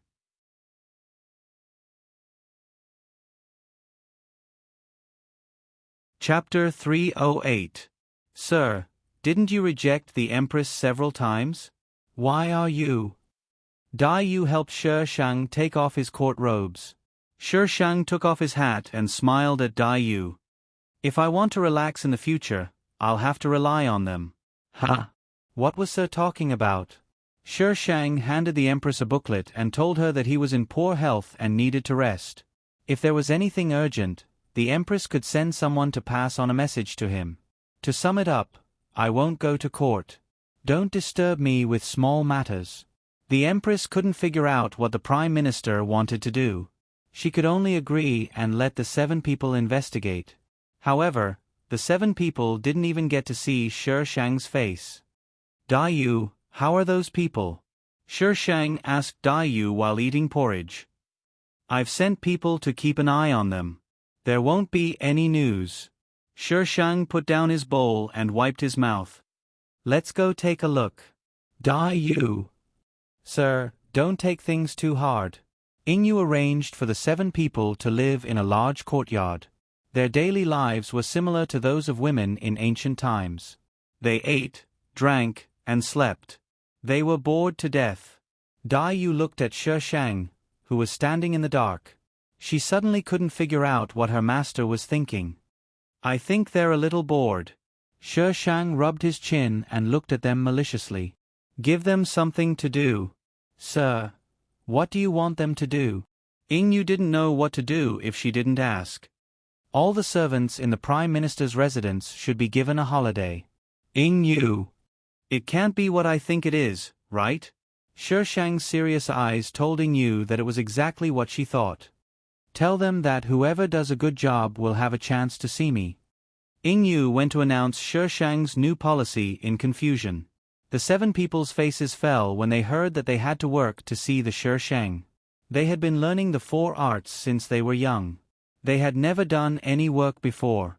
However, the conditions were still very tempting. If they could see the Prime Minister, it meant that they had a chance to catch the Prime Minister's eye. As a result, the Prime Minister's residence was filled with a strange competition for favor. Working was still too tiring for them. Some of them couldn't even last a day. Over the next few days, more and more people gave up. My lord, only one is still persevering. Oh, it seems that this person is very loyal to the Empress. The tasks that Yingyu had given him over the past few days were already difficult enough, but he still didn't give up. Dai Yu and Yingyu glanced at each other. Madam, your method of distinguishing between people is quite unique. Sir, what are you trying to do? Yingyu felt like she was being tortured to the point of insanity. She couldn't understand Master's actions at all. And recently, His Excellency seemed to have become more, how should I put it? There were clearly more emotions on his face than before, but when she looked at him, she felt that he was even more indifferent than before. Sher Shang rested his chin on his hand and looked into the darkness outside the window. I don't want to do anything. I'm just bored and want to play with them. The Empress wanted to give her men, but if she kept refusing, the Empress would continue to do so. It was just that she was too lazy to find an excuse, so she would refuse every single time. Not everyone did everything with a purpose. The human heart was just complicated. Perhaps they were just doing it casually, but they just had to imagine a million words of gratitude and hatred. Sher Shang didn't explain to Ying Yu and Dai Yu that he was just playing with them. As a result, the two of them felt that their master was planning something big. Not to mention the two of them, even the Empress was thinking the same thing. What has Jun Liu been up to lately? The Empress frowned as she looked at Zhang Ji. She hadn't liked this daughter of hers before, but the abilities she displayed recently made her think more highly of her. To be able to endure for so many years, she was capable of great things. Zhang Ji remained silent. How would she know what she was up to? The Empress sighed and changed the topic. How are the preparations for the Heavens ritual coming along? We're just missing the Taoist from Mt. Wanyuan. Zhang Ji lowered her head, hiding the disdain on her face. It was just a lie. The ancient people were just superstitious. Make a trip personally. You must invite him respectfully, the Empress carefully instructed Zhang Ji. Yes. You may return. The Empress waved her hand. Zhang Ji bowed to the Empress and left the palace. She stood on the steps of the palace, the night wind blowing past her, causing goosebumps to rise all over her body. She'd been here for almost half a year. Time really flew by. Zhang Ji shook her head and returned to her own residence. Before they even entered the estate, a figure pounced over and angrily grabbed Zhang Ji's sleeve to complain. Your Highness, you're finally back. You have to seek justice for me. Duan Qingyun broke my favorite magic cloud hairpin. You gave it to me, but I usually can't bear to wear it.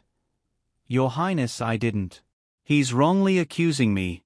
Duan Qingyun had appeared nearby at some point and defended himself. Zhang Ji rubbed her forehead in frustration. Why couldn't these two get along well? In the end, she spent a lot of effort to appease them. How was she supposed to appease them? Imagine for yourself.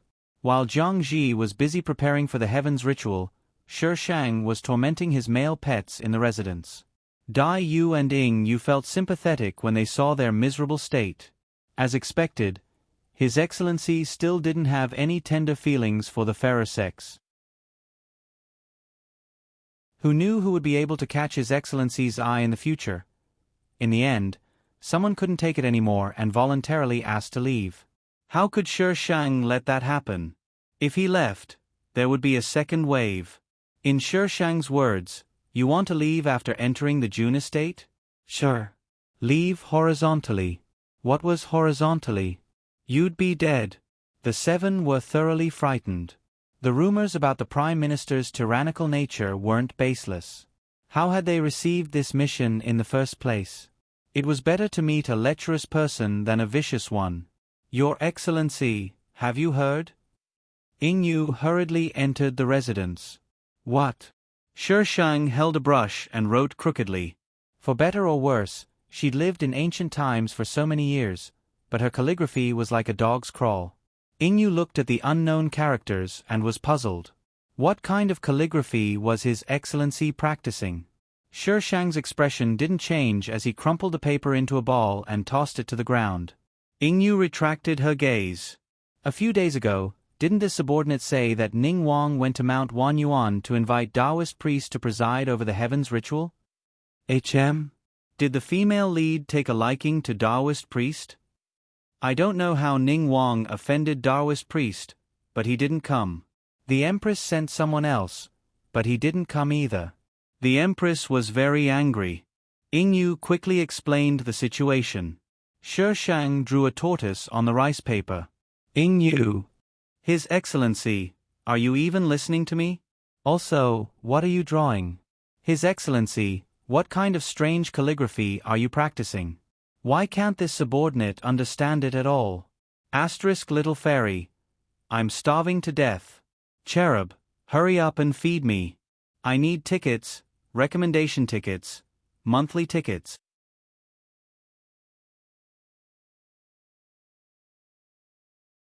Chapter 309. The Taoist priests of Wanyuan Mountain were very respected in this world. Even the Empress treated them with respect. The reason? No idea. It was a rule that had been passed down for a long time. However, the population of Wanyuan Mountain had withered, so they were not as popular as before. Even so, they were still very popular among the royal family. Jiang Ji went to invite the Taoist priest but offended him instead. How could the Empress not be angry? The people the Empress sent were all rejected mercilessly. In the end, it was Shi Shang's turn to go. Shi Shang wanted to pretend to be sick and not go, but the Empress was very foresight. She even prepared his outfit. When she announced the decree, many people came to watch. Shi Shang gritted his teeth and got into the carriage. She could be stubborn and not go, but the Jun family would be cursed to death by these people's spittle. The original owner's last wish was for the Jun family to be well. If she did not go, the Jun family would not be at peace. No matter where it was, people in power loved to play with the word public opinion. Wanyuan Mountain was not far from the capital. In order to show her appreciation for the Taoist priests of Wanyuan Mountain, the Empress put in a lot of effort. Shi Shang propped up her chin as she watched the scenery outside slowly recede. There was no spiritual energy in this world. The Taoist priests of Wanyuan Mountain were probably just chanting scriptures and meditating. When they arrived at Wanyuan Mountain, it was already late. Looking at the stairs that were comparable to climbing to heaven, Shi Shang looked at Yu unhappily. His face was full of dissatisfaction. You want me to climb up with my legs? Are you kidding me? Sir, please bear with it. Yu comforted him. Isn't this a task given by the Empress? Besides, climbing the mountain is healthy for both physical and mental health. Yu nodded. Yes, sir. You have to walk for a while. It'll be easier to report back. Shi Shang was still unhappy. It's so high. I'll die if I climb up. Wait for me here. I'll go up alone. Yu immediately objected. How can you do that? Although this is Wanyuan Mountain, your safety comes first. The Taoist priests of Wanyuan Mountain did not like crowds, so they planned to only bring a few people to accompany the Empress. The rest of the team would rest at the foot of the mountain. How could he suddenly hear Shi Shang going up by herself? Yu refused to let Shi go up alone. Shi Shang, this Bao Bao wants to use the iron sword to fly up. What are you guys doing? That's an order, Shi Shang said with a straight face. Don't follow me, or I'll go back now. You err. Why is Master's temper worse than before? Shi Shang ran up the stairs and disappeared into the night. When the people behind him couldn't see him anymore, he took out his iron sword and flew up. The Taoist temple on the mountain was quite big, but there were only two places with light. One was on a higher cliff, and the other was in a courtyard. Shi Shang frowned as he landed in the courtyard. Why is this Taoist temple so quiet? He didn't seem to be human at all. Creak. The door of the room on the left was suddenly opened. Light poured out from the room and shrouded the Shi Shang, leaving a long shadow. Ah! A short cry came from the other side. Standing at the door was a young man of about 11 or 12 years of age. He was fair and tender and wore a green Taoist robe. Who are you? Why are you here? The young man adjusted his crooked hat and peered outside. Are you from the imperial court? Many people from the imperial court had come these days, so the young man couldn't help but guess. Yes, call out the person in charge here. The other party was a young man, so Shi Shang didn't show his ferocious look. Senior brother is resting. The young man kept holding his Taoist hat. Come back tomorrow. Shi Shang. She climbed up the mountain in the middle of the night, and this guy actually asked her to come back tomorrow? What a joke. This Bao Bao's time is very precious, okay? The young man saw that the woman who was quite calm just now had suddenly become ferocious and was striding toward him. Her aura scared him so much that he stepped back. What do you want? This is Mount Wanyuan. I'm a disciple of Mount Wanyuan, you can't do anything to me. Pa. Shi Shang slapped the door. Take me to see your senior brother, right now. The young man had probably never met such a rude and unreasonable woman before. He was so scared that he trembled, and his little face turned even paler. Senior brother isn't seeing guests at night. Although he was so scared that he almost peed his pants, the young man still gritted his teeth and answered. Shi Shang's eyes curved. Is that so? The young man felt his butthole tighten. What do you want? Shi Shang stepped into the room and grabbed the young man's neck. Do you want to die, or take me there? The young man was almost crying as he led Shi Shang to the cliff where she had seen the light earlier. It was a loft built on the cliff, and there was no road in the middle. How do we get there? Shi Shang looked at the young man who was shaking like a sieve. Fly over, the young man replied softly. Fly. There was no spiritual energy in this world, so how did this senior brother of the young man fly over? Did he grow wings? Birdman. Hidden mission. Yuzi Chengshua Shi Shang stared blankly at the nearby light. The hidden mission was actually here? A Taoist priest. Yuzi Chengshua, why didn't you just say, die together? System, are you F***king kidding me? Mission objective. Ling Yu, take him as your lord. Very well, another name I've never heard of. Shi Shang took a deep breath. Once I get back, I'm going to hack that space apart. She took out her iron sword and, under the young man's horrified gaze, sat on the iron sword and flew over. There were 3 floors to the loft, and at the bottom was a square platform. The light came from the top of the loft. As soon as she landed, she saw a person push open the door to the loft, holding an oil lamp in his hand. He wore the same Taoist robes as the young man, and his black hair was tied up with a white jade hairpin and tied with a white headband. He stood there quietly, his slender brows slightly furrowed as he looked at Shi Shang with his clear eyes. The flickering light outlined his perfect facial features, and he exuded an ethereal aura, as if he were a transcendent expert. If such a person were in the capital, who knew how many girls would go crazy over him? You've trespassed on Wanyuan. Please return, Your Excellency, the expert said. His voice was as clear as a mountain spring, the kind that could make one's ears pregnant. Shi Shang. Return my ass. Shi Shang examined him for a bit before suddenly taking large strides towards him. This guy is most likely that little demon, Feng Ci. Unfortunately, I can't confirm it without spiritual energy. Regardless, I'll kidnap him first and think of a way to confirm it later. Ling Yu took a step back, his eyes filled with wariness and displeasure. Just as Shi Shang was about to reach him, he pulled out a flexible sword from somewhere and attacked Shi Shang. Whoa! He actually dares to attack I. Shi Shang still hadn't retrieved his iron sword, and given her aggressive demeanor, it was only natural that Ling Yu would attack. National Day Long Review event details are posted in the comment section. Format frowny face Ci Shang has you. Write what you want to say here. For details, you can refer to the cherub posted in the comment section. Hint: it's best to write on a memo so that you can copy it.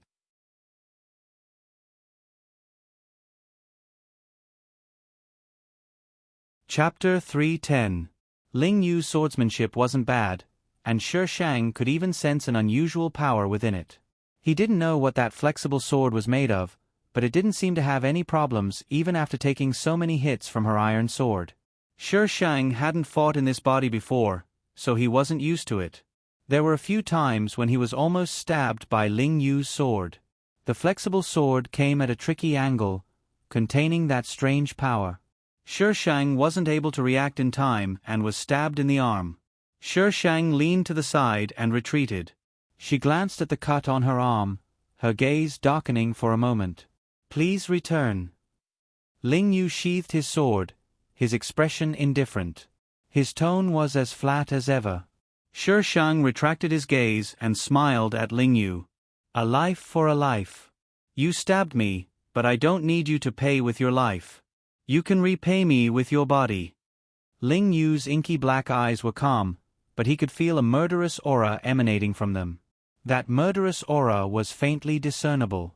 It wasn't dense, but it couldn't be ignored. Ling Yu gripped his flexible sword tightly and raised his guard. If Your Excellency is here for the heavens ritual, please return. Shi Shang narrowed his eyes. I haven't even said who I am. How do you know who I am and why I'm here? He called her Your Excellency the moment they met. She didn't have anything on her that could reveal her identity, nor did she say her name. How could he be so sure? Jun Liu. Ling Yu accurately called out her name. Very good. You don't even need to introduce yourself. Shi Shang nodded in satisfaction. Are you coming with me willingly, or do I have to take you with me? Forgive this one for being unable to help with the heavens ritual. Who said anything about the heavens ritual? Shi Shang cut him off. I'm asking if you're coming with me willingly, or do I have to take you with me? Ling Yu was speechless. What's the difference? He looked at Shi Shang without batting an eyelid. The murderous aura around her had disappeared without a trace, and she now seemed harmless and carefree. Ling Yu frowned. This woman. Her facial features were complicated, and he couldn't see through her at all. Her way of doing things was also strange. Ling Yu fell silent for a moment. Sir, please allow me to consider it. Tomorrow morning, if you can't make up your mind, I'll make the decision for you. Shi Shang didn't press him. He shamelessly looked at the attic behind him and said, Let me stay for one night. Ling Yu was speechless. He picked up the extinguished oil lamp on the ground and turned to enter the attic. As he closed the door, he looked at the Shi Shang and said, Men and women shouldn't touch each other. It's better for you to rest in the Taoist temple. Shi Shang was speechless. Shi Shang pulled up his sleeve and looked at the wound. It was a little deep and painful. He was so ruthless. He was going to love her to death. Host, aren't you being too confident? What if he isn't Feng Ci? The next day, when Ling Yu opened the door, he saw a woman leaning against the doorframe. Yesterday, the lighting was dim, and she was standing with her back to the light, so he couldn't see her clearly. Now that he looked at her, he realized that she was quite pretty. Have you thought it through? Lil Priest. Shi Shang's eyes curved into crescents the moment she saw him. Ling Yu was speechless. You look even better when you smile. My master has always been in charge of the heavens ritual. I can't guarantee that it'll succeed. Oh, that's fine. Even if it fails, I can protect you. Ling Yu's expression turned cold. I don't need your protection. Why not? The Empress is very scary when she's angry. Little Taoist, I'm very powerful. Why don't you consider giving yourself to me? Shi Shang tried his best to promote himself. Ling Yu couldn't even be bothered to look at him. Your Excellency, I'm a Taoist. The mundane world isn't within my consideration. A Taoist can also return to the mundane world. There's no point in having too many people. As the saying goes, work is less tiring when men and women work together. Shi Shang continued. Ling Yu was speechless. He looked up at the sky with an indescribable expression. In the end, he sighed inwardly. Since Your Excellency was able to come here, you should be able to pass through as well. I'll wait for you at the Taoist temple. Shi Shang watched as Ling Yu lightly tapped his feet twice, then suddenly flew up. Using the cliff as leverage, he quickly reached the mountain path on the other side. Shi Shang was speechless. This is Qinggong? Although there wasn't any spiritual energy in the ancient world, these people were still able to cultivate the legendary internal energy Qinggong and the like. She hadn't thought of it last night. The original owner of her body was a civil official, so she'd only practiced some martial arts for self-defense. She'd never had the chance to learn something as awesome as Qinggong, nor had she had the time. Shi Shang wondered if it was too late for her to learn at her age. She slowly took out her iron sword and rode it down the mountain. Shi Shang went down the mountain in a straight line, while Ling Yu went around the mountain path. Shi Shang had arrived before him. So when Ling Yu saw Shi Shang arrive at the Taoist temple before him, He stared at her for a full 3 seconds before looking away. Behind him was the little Taoist whose eyes were already swollen from crying. The little Taoist was very afraid of Shi Shang and tried his best to hide behind Ling Yu.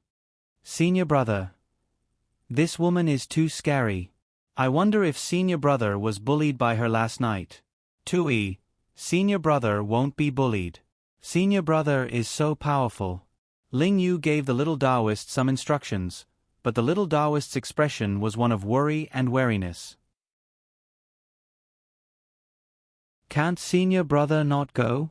This woman doesn't have any good intentions. How can senior brother go with her? Ling Yu whispered a few words to the little Taoist. Although the little Taoist was still a bit unwilling, he didn't stop him. Then senior brother should come back soon. Amen. Senior brother, you have to be careful. The little Taoist glanced meaningfully in Shi Shang's direction. It's not like I'm going to eat your senior brother. Why are you looking at me like that? Shi Shang felt a bit uncomfortable under the little Taoist's gaze and retorted. Humph. The little Taoist turned his head away. Senior brother is so handsome. Who knows if you'll go berserk? You brat. Shi Shang rolled up his sleeves, about to beat the little Taoist up. Let's go. Ling Yu blocked Shi Shang's path. Shi Shang waved his fist at the brat and smiled wickedly. If your senior brother leaves with me, he won't be coming back. You can stay here by yourself. Nonsense. Senior brother won't abandon me. The little Taoist was immediately enraged. He ran over in a few steps and raised his small face. Tears were already glistening at the corners of his eyes. Senior brother, you'll come back, right? Your Excellency, if you keep acting like this, I won't follow you down the mountain, Ling Yu warned with a frown. Finally, he patted the little Taoist's head. Senior brother will be back soon. Take good care of the house. The little Taoist let out a sigh of relief when he heard this, then looked towards Shi Shang proudly. Senior brother won't abandon me. Shi Shang pursed his lips and didn't say anything. Instead, he stroked his iron sword with a cold gaze that caused the little Taoist to feel a chill run down his spine.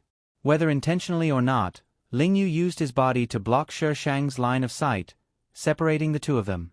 After separating from the little Taoist, Shi Shang continued walking quietly. He didn't tease Ling Yu, nor did he say anything else. Just like that, the two of them descended the mountain in an eerie silence. Shi Shang, I'm not happy about you touching other people. Ling Yu. Shi Shang, idiot. Ling Yu.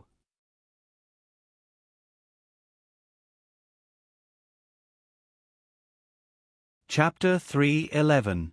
When Dai Yu and Ying Yu saw that Shi Shang had really invited the Taoist priest of Mtiwanyuan down the mountain, they were both surprised and pleasantly surprised. This time, the Empress had nothing to say. But when they looked at the Taoist, My lord, are you sure you didn't just pick a random person? So young. Where is Priest Tianxiu? My lord, you can't just randomly pick someone. Although this little Taoist priest looked quite handsome, this matter was not about looks. What heavenly oasis! I didn't see him. There were only 2 people in the entire temple. One was underage, and the other, he was probably underage as well. Fei Yue, Master is traveling outside, so I'm in charge of Wanyan. If the 2 ladies feel that I'm not up to the task, I'll return. The 2 youths looked at each other and bowed. Please don't be angry, Taoist priest. We were rude. Since he is Taoist priest Tianxiu's disciple, he must be competent. It took a lot of effort for His Excellency to invite someone down. At least it was better than those who he had not even seen before. Shi Shang jumped onto the carriage, not caring about what you had planned for Ling Yu. Ling Yu only felt that this woman was being ridiculous. He didn't provoke her, so why was she angry? When the Empress heard that the Shi Shang had managed to invite Ling Yu back, she happily rewarded the Shi Shang with many gifts before sending someone to escort Ling Yu into the palace. Shi Shang did not say anything during the whole process. Dai Yu and Ying Yu could tell that Shi Shang was in a bad mood, so they didn't dare to say anything. They were very careful when serving him. My lord, There will be a banquet tonight. Do you think... I'm not going. Ing Yu's words were stuck in her throat. She hadn't finished speaking yet. Your Excellency, this banquet is to welcome Daoist Ling Yu back. As the Prime Minister, it would be inappropriate for you to not attend, Dai Yu continued. Shi Shang looked up at Dai Yu. Dai Yu immediately lowered her head. Did she say something wrong? Why was His Excellency's gaze so terrifying? The Imperial Palace. Ling Yu sat on the seat of honor to the right. He was the only male in the entire hall, and the gazes that were sizing him up made him very uncomfortable. The past few days in the palace had made him even more miserable. Shi Shang sat diagonally across from him. His eyes were downcast as he played with the wine glass in his hand. Ling Yu's gaze swept past her, then he lowered his gaze as if he hadn't seen her. The Crown Princess sat across from Ling Yu with a fangirl look on her face, drooling at the corner of her mouth. Zhang Ji looked at the Crown Princess with disdain. As the Crown Princess, how could she not care about her image? Perhaps sensing Zhang Ji's gaze, the Crown Princess put away her fangirl expression and glared fiercely at Zhang Ji. You've already offended the Taoist priest, yet you're still shamelessly approaching him. Why didn't I realize that you're so shameless before? Zhang Ji snorted. I'm just apologizing to the Taoist priest. Do you think everyone is as shameless as you? Who are you calling shameless? The Crown Princess was furious. She was the future Empress. So what if she took a fancy to a man? That was his fortune. In the future, he would be her husband. But this woman just had to go against her. She even went to the Empress and caused her to be punished by copying scriptures for so long. Even something like the Heavens ritual had been handed over to her by the Empress. I'll tell whoever asked. Zhang Ji, don't be so smug. This time, I won't let you off the hook. The undercurrent between the two of them was turbulent, and the people below were also in a heated discussion. This Taoist Ling Yu is really handsome. What a pity. Sure, lower your voice. He's Taoist Tianqiu's disciple. Don't speak carelessly. Hey, I heard that the Crown Princess and the Ning Princess are both fawning over him. Taoist Ling Yu. Ling Yu. Clack. A wine cup was slammed down on the table, and the chatter around them abruptly died down. Everyone turned to look in the direction of the sound. This Prime Minister sees that you all have a lot of free time on your hands. How about this Prime Minister submit a request to the Empress to reduce your salary? What do you all think? All the officials. How did we offend this jinx? Wasn't it just a few words of discussion? Everyone glanced at Ling Yu, then at Shi Shang's icy expression. They all fell silent. It seemed that the Crown Princess and the Ning Princess weren't the only ones interested in Taoist Ling Yu. Even the Prime Minister was interested in him. The Empress didn't appear at the banquet. Apparently, she wasn't feeling well. Thus, the Crown Princess became the host of the banquet. Shi Shang watched as the Crown Princess leaned over to speak to Ling Yu, her body almost touching his. Zhang Ji probably noticed that Ling Yu wasn't used to it, so she went over to pull the Crown Princess away. The two of them began to bicker again. No one knew what Shi Shang was thinking as he downed cup after cup of wine, an oppressive aura surrounding him. While the Crown Princess and Zhang Ji were bickering, the others took advantage of this opportunity to offer Ling Yu a toast. He didn't drink alcohol, so he used tea instead. I've never heard of Taoist priest abstaining from alcohol. Didn't Taoist Tianqiu always drink alcohol? Taoist priest, you must drink this cup of wine. I don't drink alcohol. Ling Yu's brows were tinged with displeasure, but his tone was the same as usual. Is Taoist priest looking down on me? This voice caused the noisy scene to quiet down. Everyone's gazes were focused on Ling Yu and the woman who was toasting. Lord Lin, what are you doing? Zhang Ji immediately stepped forward. Taoist priest must have his reasons for not drinking alcohol. How about this? I'll drink in his place. Zhang Ji poured a cup of wine, raised it at Lord Lin, and downed it in one gulp. Ning Wang, you're in the wrong here. Today, we're all here to welcome Taoist priest, so how can you help him? No, no. Taoist priest should at least drink a cup to express his sincerity. That's right. Taoist priest should just drink a cup to express his sincerity. We don't need him to drink too much. As more and more people joined in, their words became more and more unpleasant, and the scrutinizing gazes became more and more blatant. Ling Yu's expression gradually turned unsightly. He lowered his gaze, hiding the surging killing intent in his eyes. After a while, he reached out to grab a cup filled with wine and downed it with a frown. The ice-cold wine slid down his throat and down his esophagus, where it immediately heated up. Good. Taoist priest, as expected of Taoist Qianxu's brilliant disciple. Let me toast you. Right now, quite a few people were drunk. With such a good-looking man sitting there, it was like a little lamb falling into a pack of wolves. Ling Yu was completely surrounded by people. Some were urging him to drink, some were vaguely flirting with him. He gripped his sleeves tightly, the killing intent in his eyes threatening to overflow. Master said that his face was too eye-catching and would bring him disaster. He didn't believe it before, but today, he experienced it firsthand. Ah! This scream abruptly resounded throughout the hall.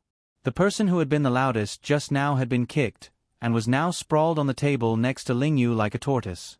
Shi Shang pushed aside the people blocking his way and roughly flipped the person over. You want a drink, right? Go get some wine. The first sentence was directed at the person he was carrying, while the second was directed at the onlookers. Prime Minister. Shi Shang looked over coldly. Bring some wine. Shi Shang. You dare to touch I's people. Happy National Day, babies, the double monthly votes are still in effect. New month T-UVE all saved up some food. Requesting monthly votes, requesting recommendation votes.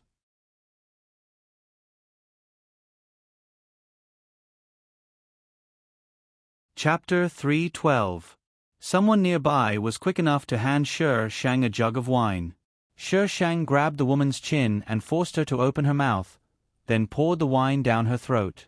Gulp, gulp, gulp, gulp, gulp, gulp. The sound of wine being poured and swallowed was especially ear-piercing in the hall. The people around them didn't even dare to breathe loudly. Even the Crown Princess and Zhang Ji were shocked by Shi Shang's domineering actions. Prime Minister. Ling Yu could see Shi Shang's side profile from where he was standing. Her skin was fairer than normal people's and seemed to be glowing. Her expression was calm and he couldn't tell if she was happy or angry, but he could sense that she was very angry. Shi Shang poured several flasks of wine down her throat before letting go of the woman. He reached out and patted her cheek. Do you still want to drink? Burp. The woman burped and shook her head in horror. Smack. Crash. The wine flask fell to the ground and shattered into countless pieces. She stood in the midst of the shattered pieces, her calm gaze sweeping over the people around her. Those who spoke rudely just now, do you want to drink on your own, or do you want this Prime Minister to help you? Silence. It was as if someone had pressed the pause button. After a while, someone finally spoke up in a panic. Drink on our own, drink on our own. Go get the wine, quick. Prime Minister, please calm down. Someone quickly brought the wine over, and the group of people fought to be the first to drink. Even the Empress didn't dare to casually offend the Prime Minister, so how could they afford to offend her? Don't forget who you are, and who he is. Shi Shang tossed these words down, then left the hall. The group of people grew more and more terrified. They had been a little dizzy from drinking, so they'd forgotten that this was a Taoist from Mt Wanyuan. He wasn't an ordinary person. The group of people apologized to Ling Yu in fear and trepidation. They dared to speak rudely to Ling Yu mainly because they'd been drinking, but also because they'd underestimated him. After all, he really did look very young. Taoist Ling Yu, let me send you back. The Crown Princess regained her senses and hurriedly said, I'll definitely have Mother Empress give you an explanation for what happened today. Don't be afraid. These idiots, they actually dared to take liberties with the person I fancy. Taoist Ling Yu, let me send you off. Zhang Ji was worried about the Crown Princess. Who knew what she would do next? Ning Wang, the people in your estate are still waiting for you to return. I'll take care of sending Taoist Ling Yu off. Zhang Ji's expression didn't change. Why don't we send priest Ling Yu off together? Ling Yu retracted his gaze from the entrance of the hall and propped himself up. The people around immediately opened up a path. The Crown Princess and Zhang Ji stood on either side of Ling Yu as they left the hall. On the way back, the Crown Princess was hurriedly called away by the Empress' subordinates. Thus, only Zhang Ji was left to escort Ling Yu back. Taoist priest, I'm very sorry about what happened last time. I didn't know. Zhang Ji apologized sincerely to Ling Yu. Ling Yu's expression was somewhat dazed, and he felt as if his insides were on fire. He tried to use his internal energy to suppress the heat, but to no avail. Taoist priest, what's wrong? As Zhang Ji spoke, she realized that the person in front of her was walking unsteadily and could fall at any time. She subconsciously supported him and exclaimed, "Why is it so hot?" Ling Yu tugged at his clothes. So hot. Through his clothes, Ling Yu felt something cold close to him. The comfortable sensation caused him to let out a strange moan. Zhang Ji seemed to have thought of something, and her expression changed. Those people are actually so bold. Taoist priest, bear with it. Zhang Ji looked left and right, then led him to a rock garden in the distance. Right now, Ling Yu only had one feeling. Hot. The cool sensation beside him made him involuntarily lean closer. Shi Shang was lying on a rock. She had drunk some wine earlier and felt a little uncomfortable. Now that the night breeze was blowing, she felt much better. A faint sound came from somewhere. Shi Shang frowned. Why can't it be quiet anywhere? She got up and prepared to leave.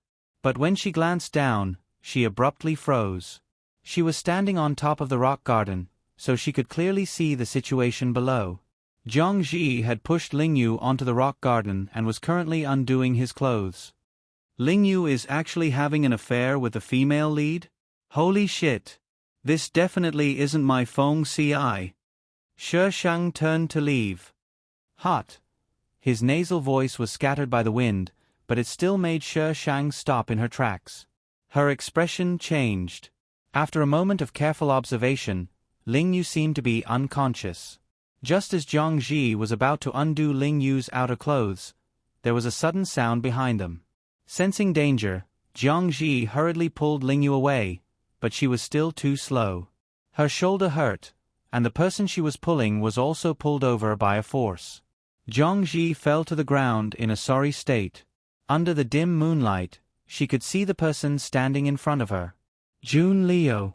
Shi Shang pried away the hand that was wrapped around her, then half-supported, half-carried Ling Yu to the rock garden.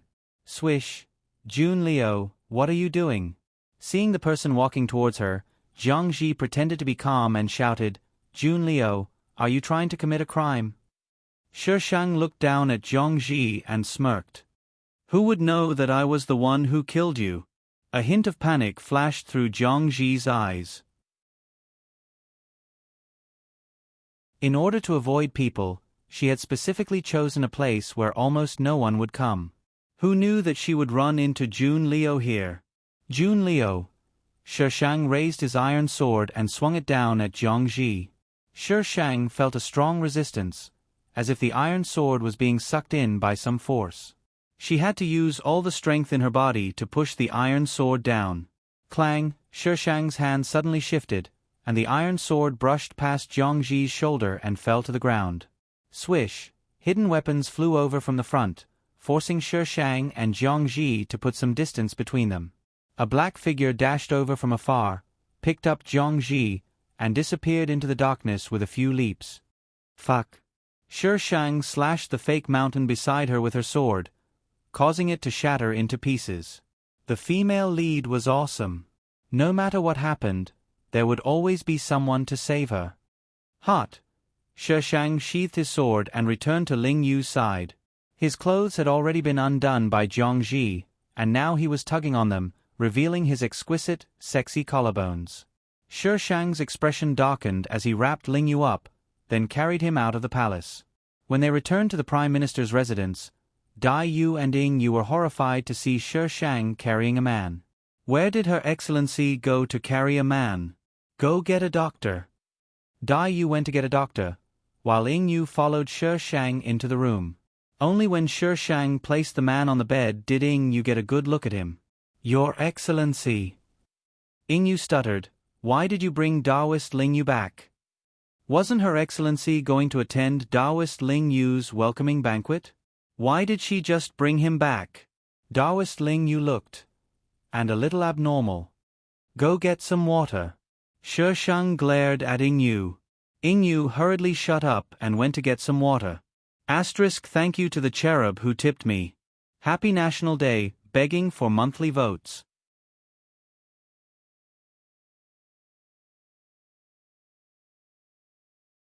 Chapter 313. Your Excellency, this young master. The doctor broke out in a cold sweat. The Prime Minister's gaze was so cold that it was about to freeze. If you have something to say, just say it. Dai Yu reminded the doctor. The doctor wiped the sweat off her forehead. This young master has been poisoned with the potent Chen Jiao Huan. There's no antidote. Smack. The teacup next to Shi Shang was swept to the ground by her. These people sure have guts. Your Excellency. Ying Yu called out. Shi Shang took a deep breath. There's really no other way. The doctor shook her head. The young master probably wasn't poisoned directly by Chen Jiao Huan. Instead, it was a mild drug that clashed with a drug called shuha grass in his body. The doctor paused and glanced at Shi Shang's expression. She carefully replied, this drug is even more potent than directly poisoning him with Chen Jiao Huan. He can't endure it? I can tell that the young master is a martial artist. If he can endure it, his martial arts will be crippled. It's that serious? Shi Shang frowned. The doctor nodded honestly. Chen Jiao Huan was a potent drug that had already been diluted. Normal people wouldn't be able to endure its effects, much less this kind of undiluted drug. Go and invite all the doctors in the city. The imperial physicians. Shi Shang suddenly paused, his brows tightly knitted together.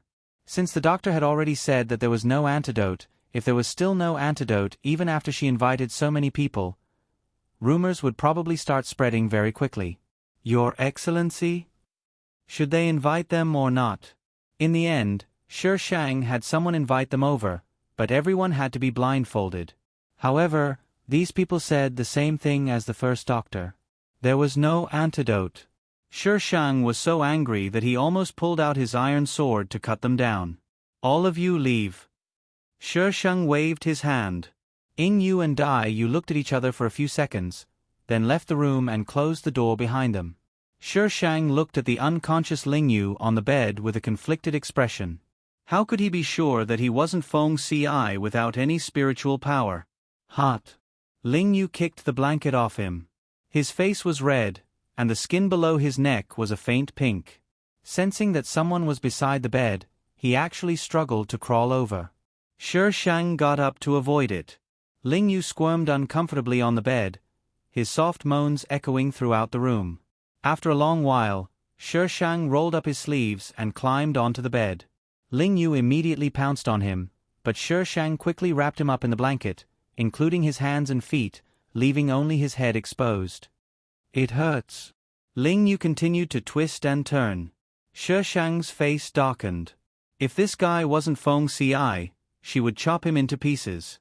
Ling Yu's face was covered in a sheen of sweat, and his face was even redder than before.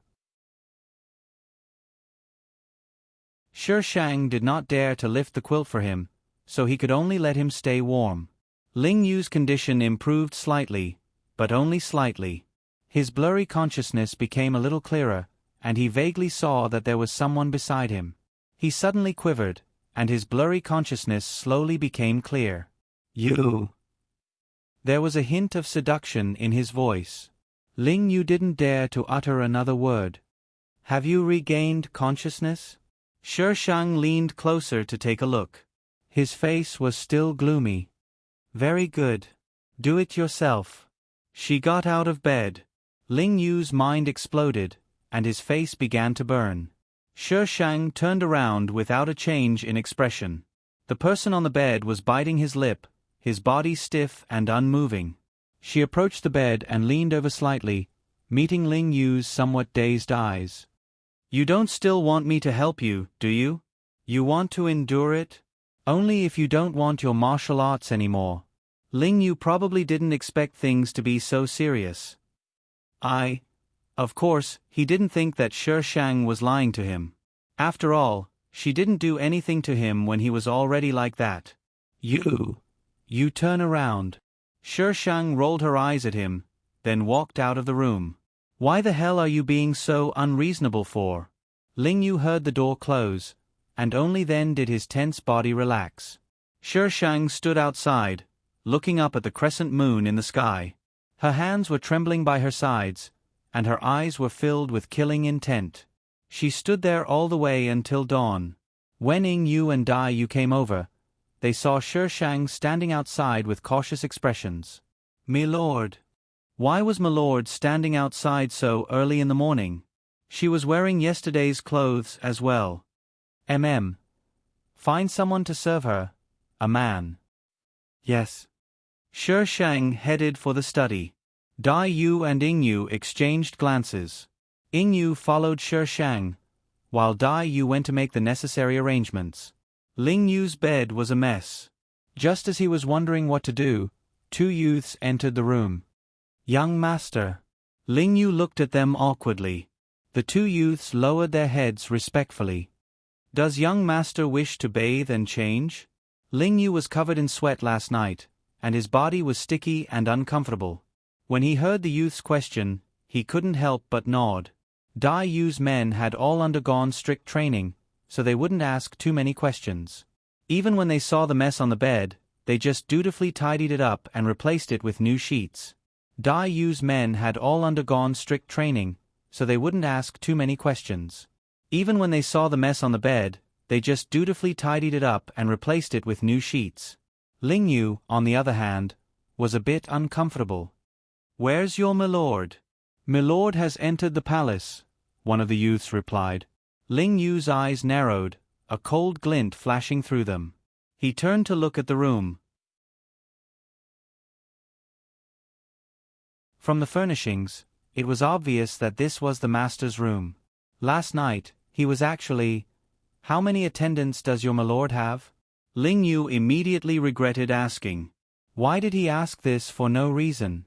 But what was said couldn't be taken back. "Milord doesn't have anyone by her side." "Don't worry, young master, your milord's first." "Miss Dai Yu." The two youths bowed in unison. "Is everything tidied up?" "Yes." "You may leave. Remember the rules. What should and shouldn't be said." "Yes." The two youths left the room. Dai Yu smiled at Ling Yu. Would young master like to eat? If she hadn't seen the things they took out earlier, she would have thought that milord hadn't done anything last night. But young master Ling Yu's identity was a little troublesome. Ling Yu's mind was still replaying Dai Yu's words. She didn't have a single person by her side. As the prime minister, even if she didn't have a master, she should have attendants. "Young master?" Ling Yu snapped out of his daze, his expression unreadable. "I'd like to enter the palace."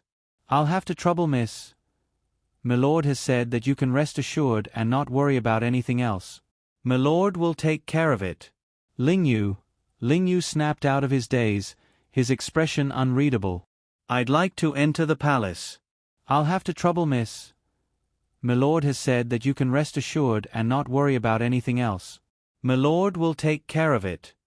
Ling Yu, requesting votes, requesting votes, requesting votes, requesting votes, requesting votes, requesting votes, everyone, cast your votes.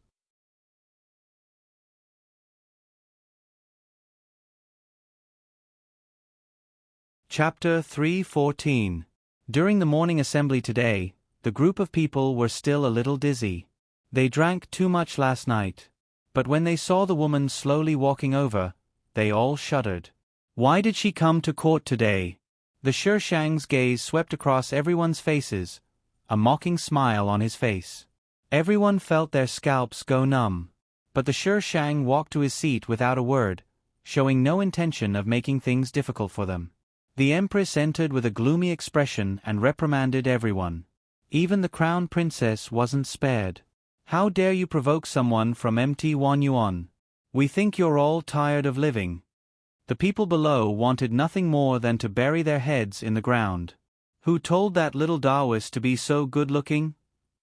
It was their fault. All of you, apologize to us one by one.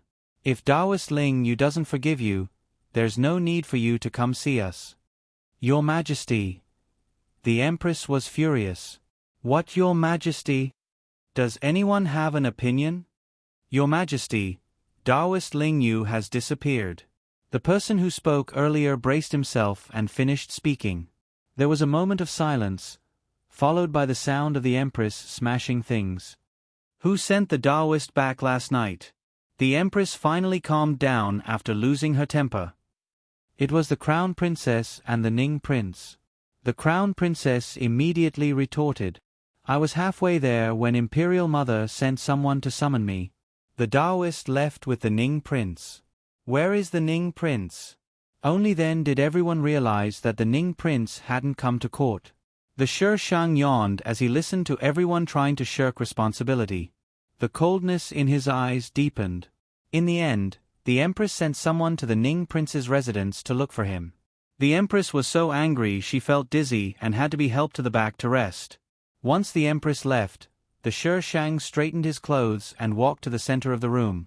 He raised his voice and asked, Who drugged Ling Yu last night?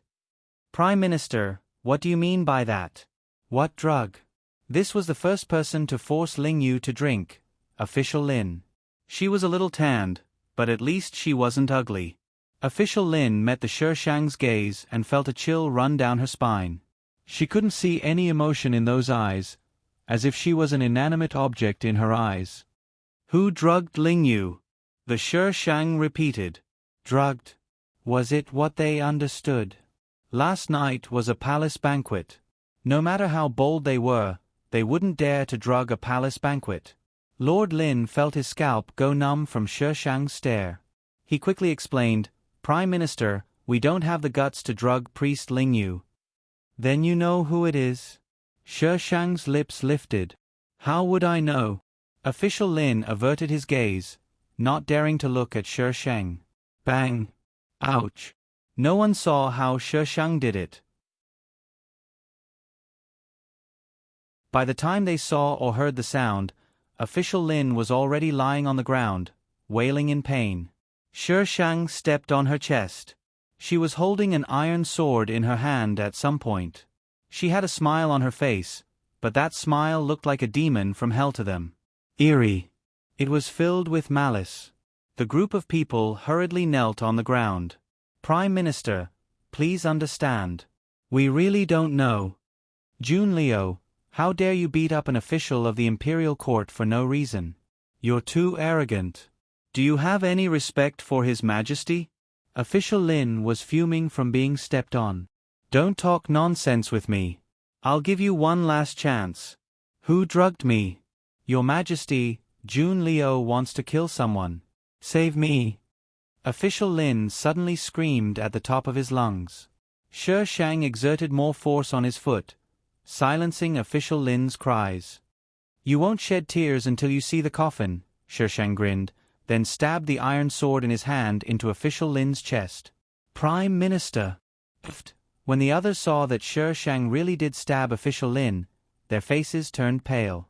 Someone was going to die. Had the Prime Minister gone mad? Official Lin fainted from the pain. Shi Shang calmly pulled out the iron sword. The blade was stained with fresh blood, which dripped onto Official Lin's chest. Shi Shang looked at the others.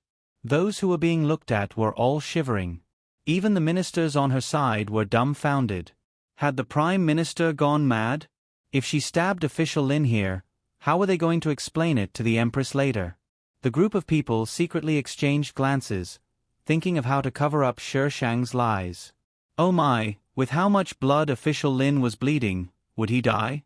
How were they going to make up a story if he died? Why hadn't the Prime Minister told them in advance that she was coming? They could have made preparations. Speaking of which, their Prime Minister had never come to court, nor did she interact with them. I'll talk. It was Lord He who drugged him. One of the officials couldn't stand being stared at any longer. Lord He. Shi Shang's tone was calm, making it impossible to decipher the meaning behind his words. Lord Qian, what do you mean by that? When did you see me drugging him? A slightly plump woman kneeling at the back looked up and glared angrily at Lord Qian. Prime Minister, please investigate. Qian Lin is framing me. Qian Lin was a coward. After being yelled at by Lord He, her aura weakened even further. I was standing beside you at the time. I saw you drugging him with my own eyes. Qian Lin, I have no grudge against you. Why are you slandering me? Lord He looked even more furious. That's enough. Shi Shang spat out 2 words. Who poured that glass of wine? One of the officials raised her hand. She was the one who poured the wine. Shi Shang asked her to step forward and asked her questions one by one.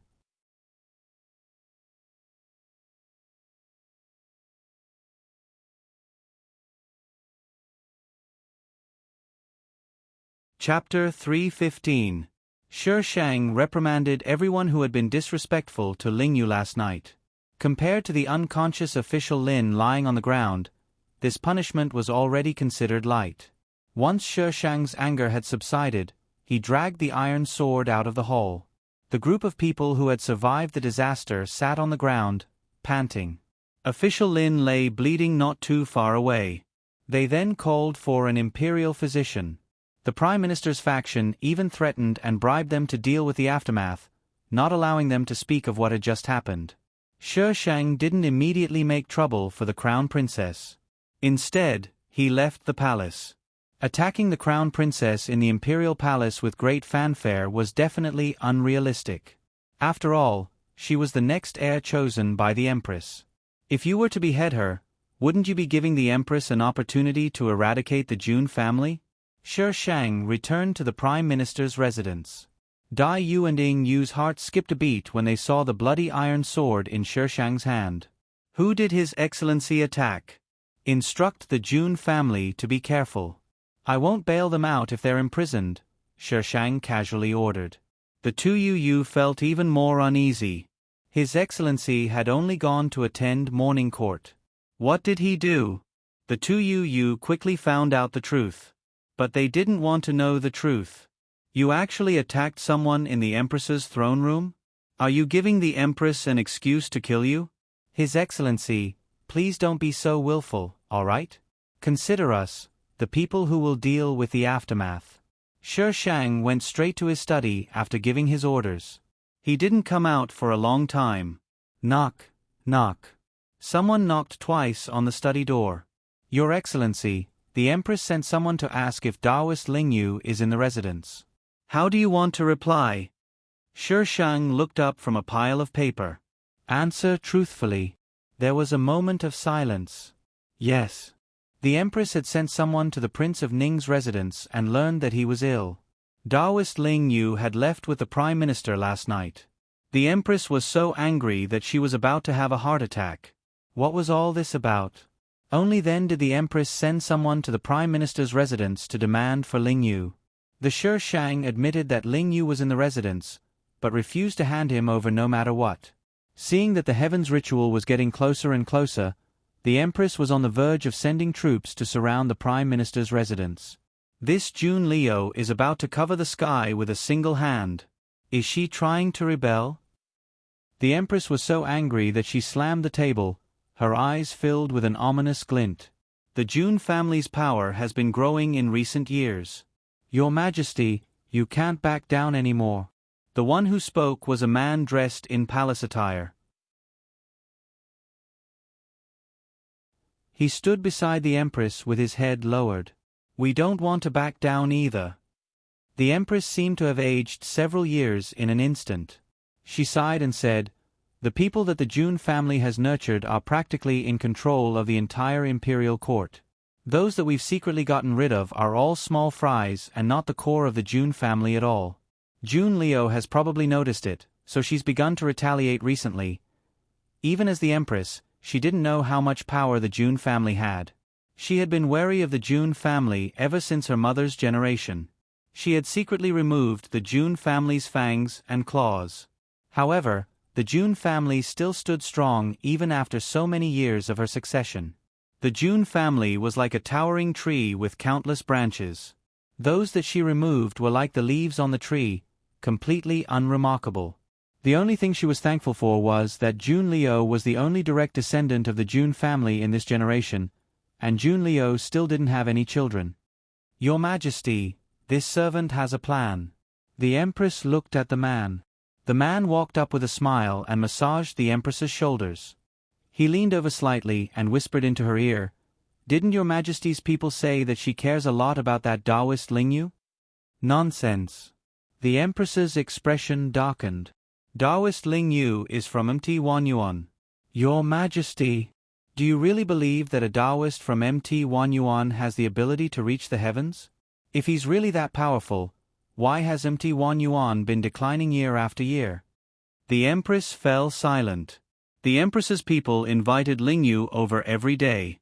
Their attitude was extremely good, and they did their best to avoid conflict with Shi Shang's people.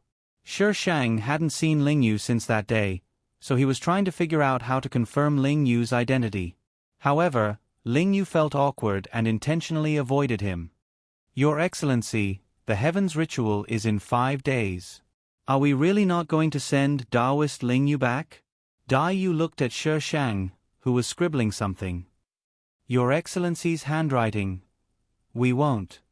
Shi Shang didn't even bat an eyelid. Dai Yu hesitated.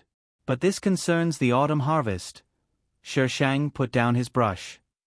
Do you really believe that he can protect the autumn harvest? Your Excellency, this isn't a matter of whether you believe it or not. Dai Yu's expression turned serious.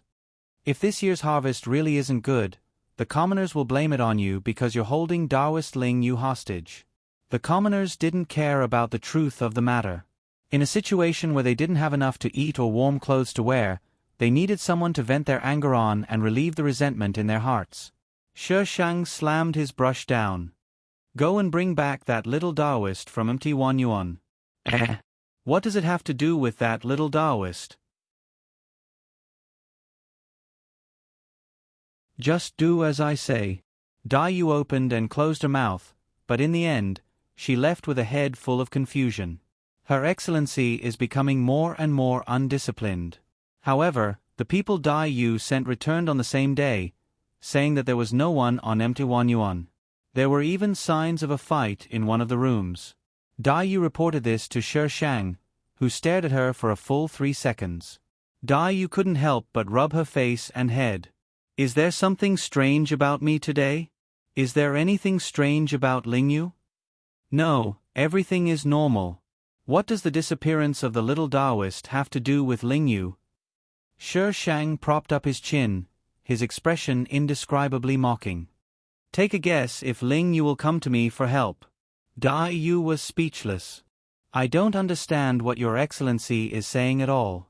My brain is already wired differently from Your Excellency's. Shi Shang looked at Dai Yu in exasperation. Pay attention to Lingyu's movements. You may leave. As expected, I was born smart. Sigh, it's lonely at the top. BBB, really am lonely. Host, can you be a little more shameless? You clearly came up with this conclusion based on the plot of a novel, yet you insist on using your own intelligence. Hashtag why is my host becoming more and more shameless hashtag host always thinks she's invincible hashtag the next afternoon, the Empress's people came again. This time, Lingyu actually met with them. It was unknown what they talked about, but Lingyu finally agreed to preside over the Heavens ritual. After bidding farewell to Lingyu, he left with the palace's people. Dai Yu and Shi Shang stood in the shadows, watching as Lingyu was escorted into a carriage. Once the carriage set off, Dai Yu couldn't help but ask, Your Excellency, did you mean yesterday that the Empress's people kidnapped the little Taoist to threaten Taoist Lingyu? Looks like there's still hope for you. Shi Shang patted Dai Yu's shoulder, his expression gratified. Dai Yu was speechless. Just how bad am I in your excellency's heart? Have the palace's people protect him. I don't wish for what happened last time to happen a second time. Dai Yu was speechless. Your excellency, if you care so much, why do you want Sir Ling Yu to go? Can't they just rescue him? Dai Yu stopped complaining and said seriously, Ahem, now that we have a lead, your excellency, it's time for us to rescue him. Asterisk little fairy. Happy National Day, monthly votes, recommendation votes, I don't mind at all.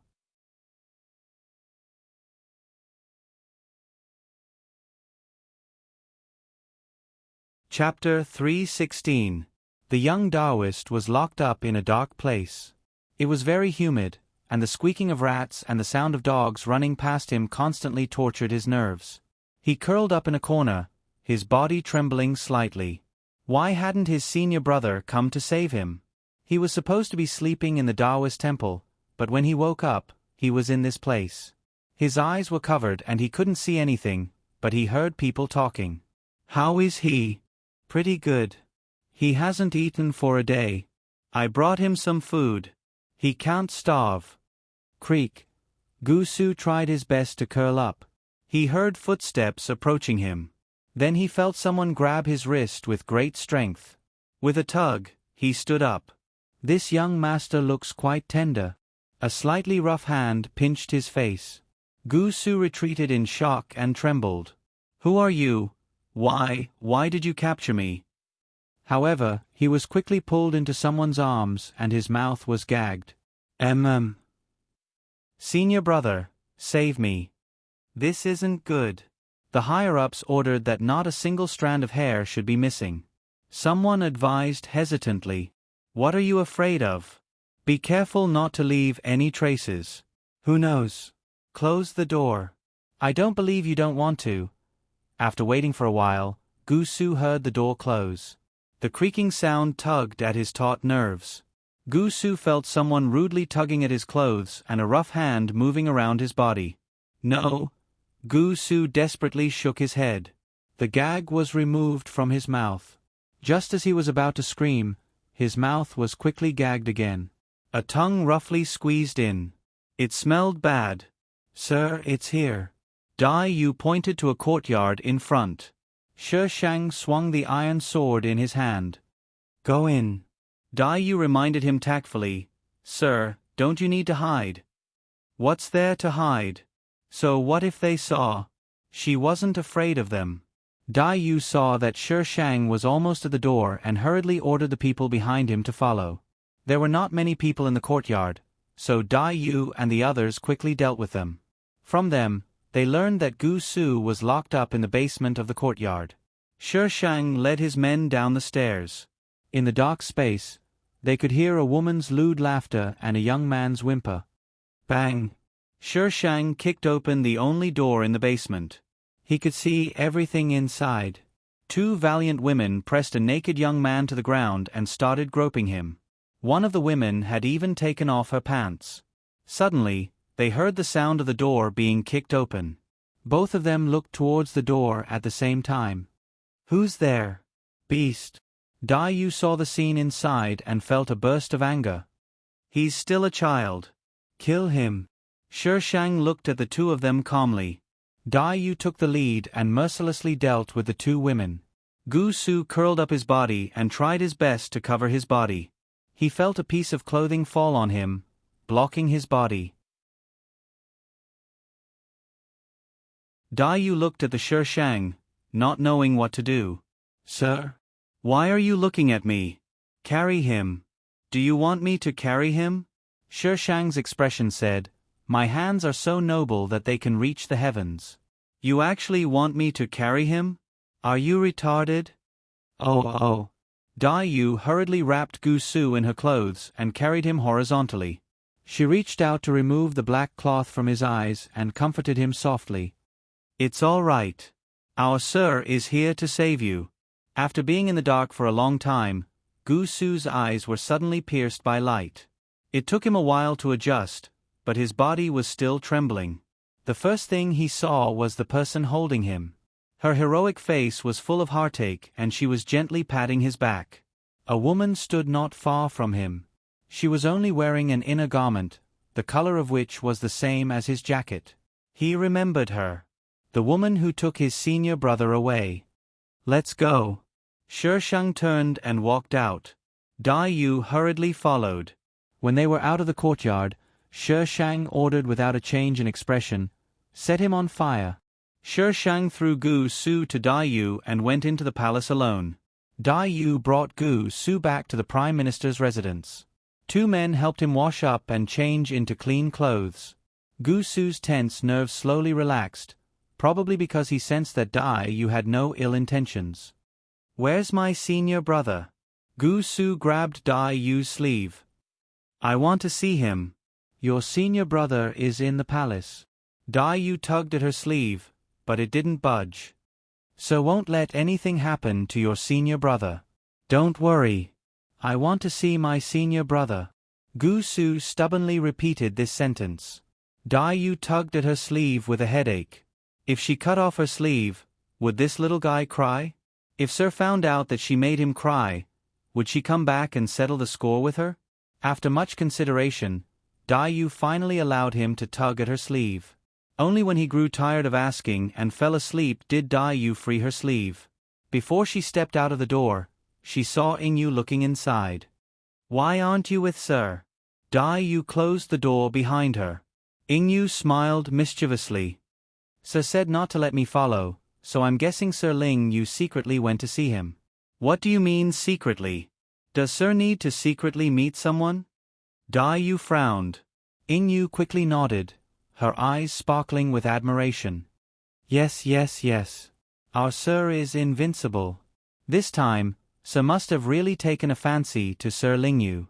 "Whoever Sir fancies is that person's fortune," Dai Yu said matter-of-factly. "Have you contacted the others? Sir has been acting more and more unscrupulously lately, so we should prepare in advance. If the Empress, we'll have Sir rebel." "No problem." Yu gave Dai Yu a reassuring look. If Sir really wanted to rebel, it wouldn't be that difficult. It would just be a bad reputation. But there were plenty of people like that in history. The winner takes all, so why should she care about a little bit of reputation? Shi Shang put on the airs of the Prime Minister and entered Ling Yu's residence without any hindrance. The Empress had arranged for Ling Yu to stay in a relatively quiet palace. When Shi Shang arrived, he happened to see the Crown Princess coming out. Fuck. This woman still dares to provoke Ling Yu? The Crown Princess was alone, so she had probably snuck in. Shi Shang followed the Crown Princess to a secluded area and beat her up while covering her in a gunny sack. Don't ask her where the gunny sack came from. She had a dozen of these in her space. After beating the Crown Princess until she stopped moving, she dragged the gunny sack to Ling Yu's palace. In order to prevent anyone from seeing her bring the Crown Princess to Ling Yu's place in a gunny sack, she even climbed in from the back. Thump. A heavy object fell to the ground with a dull thud. Ling Yu heard the commotion and couldn't help but come over to check. What he saw was Shi Shang jumping in through the window with a bulging gunny sack on the ground.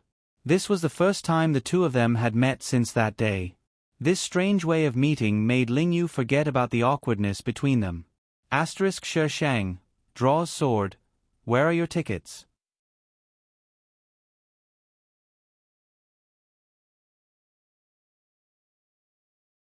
Chapter 317.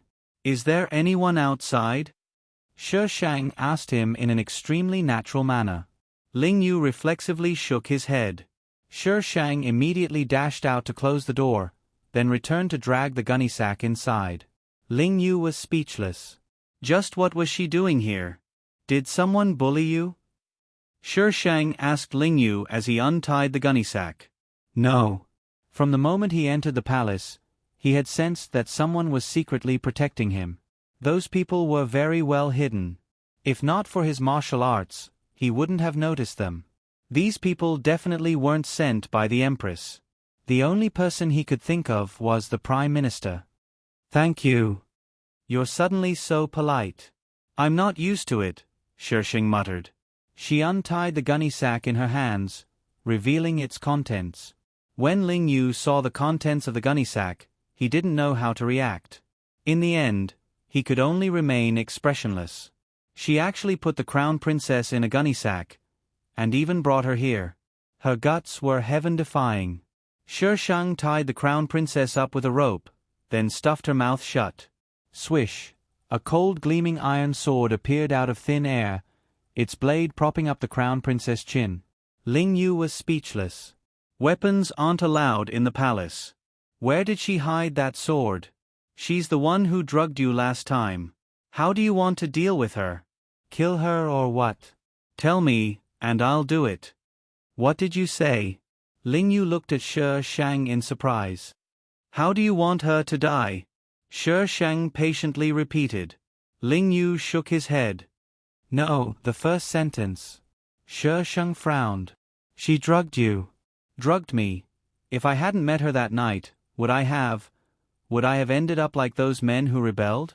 Would I have been killed after being defiled by them? Killing intent suddenly erupted from Ling Yu's body, startling Shishang. A smile appeared on her face. This was what her feng shui should be like.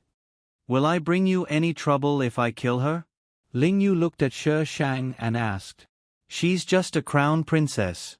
Shishang's tone was relaxed. He didn't take her seriously at all. Ling Yu walked towards the Shishang, his clear eyes filled with killing intent. Can you lend me your sword? His soft sword was confiscated when he entered the palace. If you dirty your hands, I'll do it. Ling Yu felt like his heart had been dealt a heavy blow. When there was someone who was willing to stain their hands with blood for you, it was the most beautiful words of love in the world that needed no words. Suppressing the strange emotions in his heart, Ling Yu insisted, I want to do it myself. Shishang glanced at him and handed him the iron sword. Have you killed anyone before? Yes, he said when he was very young. Ling Yu accepted the iron sword. It was very light, almost weightless in his hands. He looked at the iron sword in her hand and thought that it would be very heavy. He didn't expect it to be so light. Ling Yu approached the crown princess with his sword. Perhaps sensing his killing intent, the unconscious crown princess woke up. Ling Yu used his sword to remove the cloth from the crown princess' mouth. You drugged me? Ling Yu? When the crown princess saw the person in front of her, her eyes immediately lit up. As she moved, the pain on her face and body woke her up from her daze. Ling Yu, you actually attacked me. Hey, Your Highness, don't accuse me wrongly. I was the one who attacked you. Shishang poked his head out from behind Ling Yu and admitted to it. He took the blame for himself. Jun Liu. The crown princess shrieked. What are you trying to do? Rebel. Ling Yu, are you on her side? Let go of me. What are you thinking? You drugged me. Ling Yu ignored the crown princess' shrieks. Since she dared to bring her here, it meant that she had a way to deal with the people outside. Let go of me. I'm the crown princess. What do you mean by drugged? I don't know. Ling Yu, let go of me. I'll give you anything you want. Let go of me, all right? I'll marry you and make you the empress. When I ascend the throne, you'll be the empress. You still want to ascend the throne? Dream on, Shishang replied darkly. Did she really think that the female lead transmigrated here to be a riceworm? They also had great ambitions, okay? The crown princess glared at her. Jun Liu, what exactly are you trying to do? All I did was beat you up and tie you up. Just beat you up and tie you up? The crown princess was so angry that her chest heaved up and down, her face ashen. Were you the one who drugged me at the palace banquet? Ling Yu asked again. The crown princess' eyes swiveled as if she'd thought of something. She hurriedly said, Did the Ning princess do something to you? As long as you let me go, I'll definitely avenge you. I won't fuss over what happened in the past. You'll still be the future empress. Shishang was speechless. Is there something wrong with this child? The crown princess' words were undoubtedly an indirect admission. Ling Yu's eyes drooped. He gripped his iron sword tightly and raised his hand. His sleeves fluttered elegantly in the air, and the iron sword accurately pierced the Crown Princess' chest. Ugh! The Crown Princess' voice came to an abrupt halt, her eyes filled with disbelief. She'd only drugged him. He'd actually killed her. Even when she closed her eyes, she still couldn't figure out where she'd gone wrong. In this world, just because you didn't succeed in something didn't mean that you hadn't done it. Since you'd done it, you had to bear the consequences no matter what. This was the rule. Shi Shang stepped forward and took the iron sword from Ling Yu's hands. The little Taoist is fine now. You don't need to be controlled by them. Come with me. Ling Yu slowly raised his head to look at her. The killing intent in his clear eyes receded, and an indescribable emotion slowly rose within him. She knows everything. Ling Yu averted his gaze and calmly said, "They want the heaven sacrifice. How can I disappoint them?" After a pause, Ling Yu asked, "Is Gu Su all right?" "I don't know.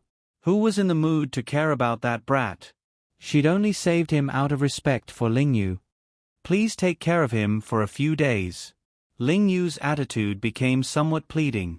Shi Shang glanced at him. She didn't know what nerve he had touched, but she harumphed loudly. Ling Yu refused to leave, so Shi Shang could only take the Crown Princess' corpse and leave the palace. After dumping the corpse, he leisurely returned to the Prime Minister's residence.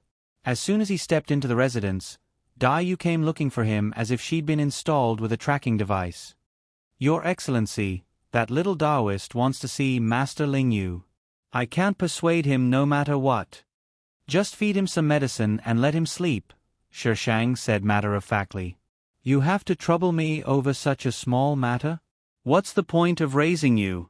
It's not nice to be a vase." "Your Excellency, you're abusing a child."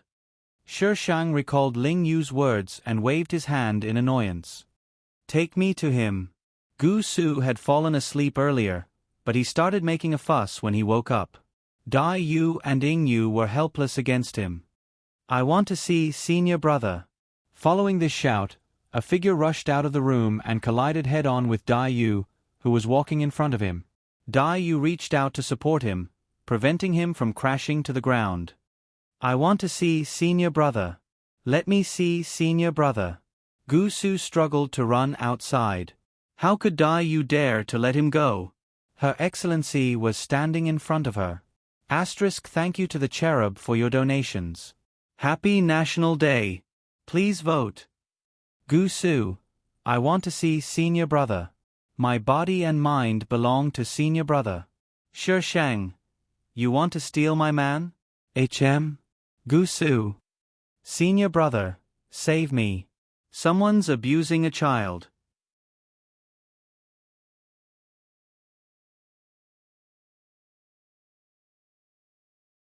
Chapter 318. Shi Shang's expression changed again and again as he looked at the brat Gu Su. I want to see senior brother. Gu Su scratched with his hands and feet, and even bit with his mouth. Your Excellency. Dai Yu looked pleadingly at Shi Shang.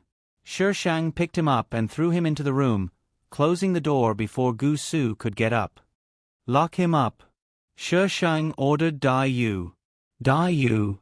Your Excellency, will Sir Ling Yu flip out if he finds out? It's not even as good as your suggestion to force medicine down his throat.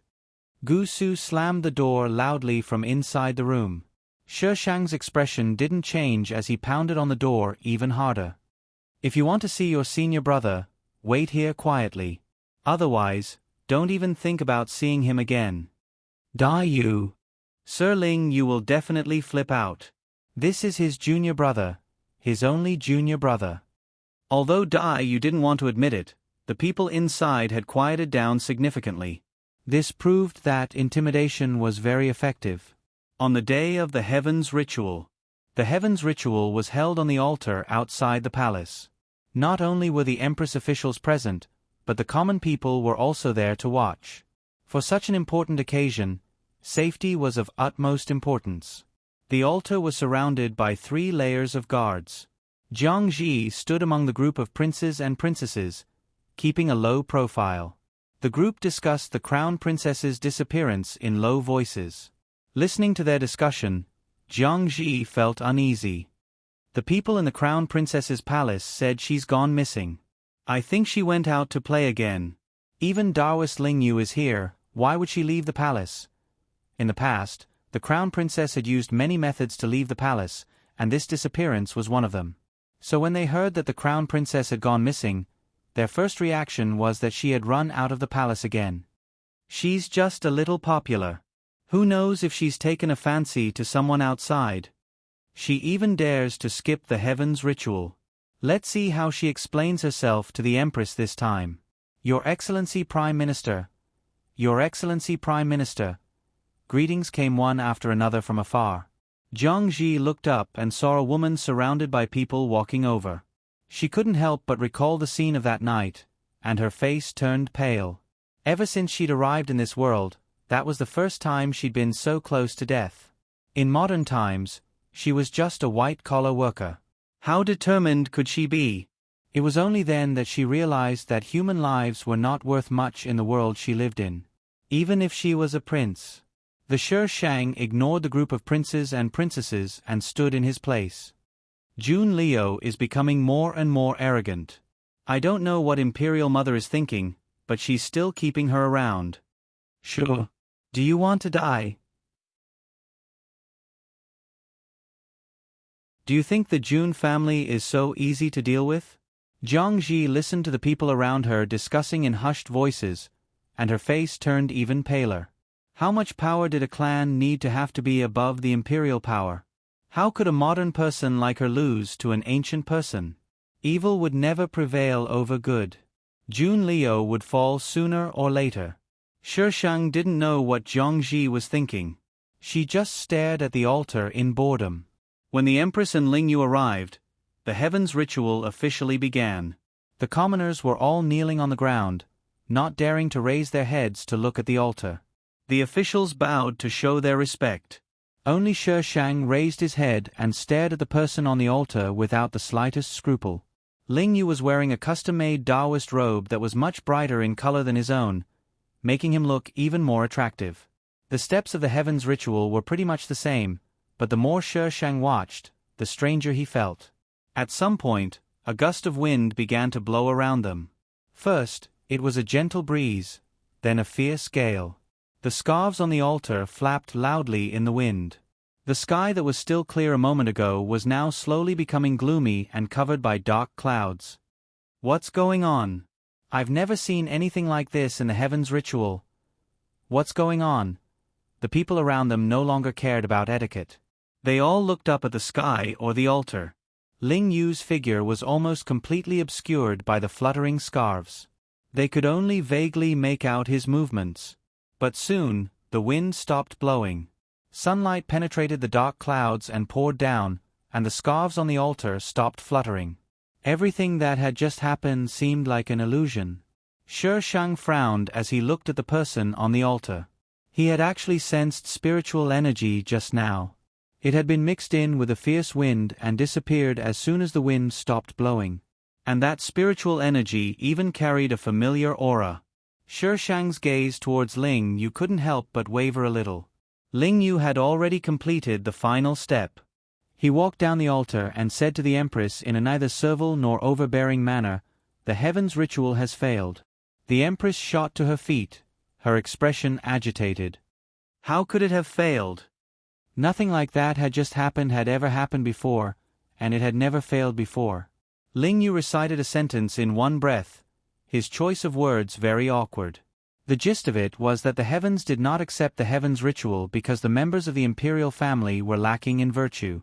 Ling Yu's voice wasn't soft. Not only did the officials hear him, but even the commoners heard him. Because the members of the imperial family were lacking in virtue, the heavens did not accept the heavens ritual.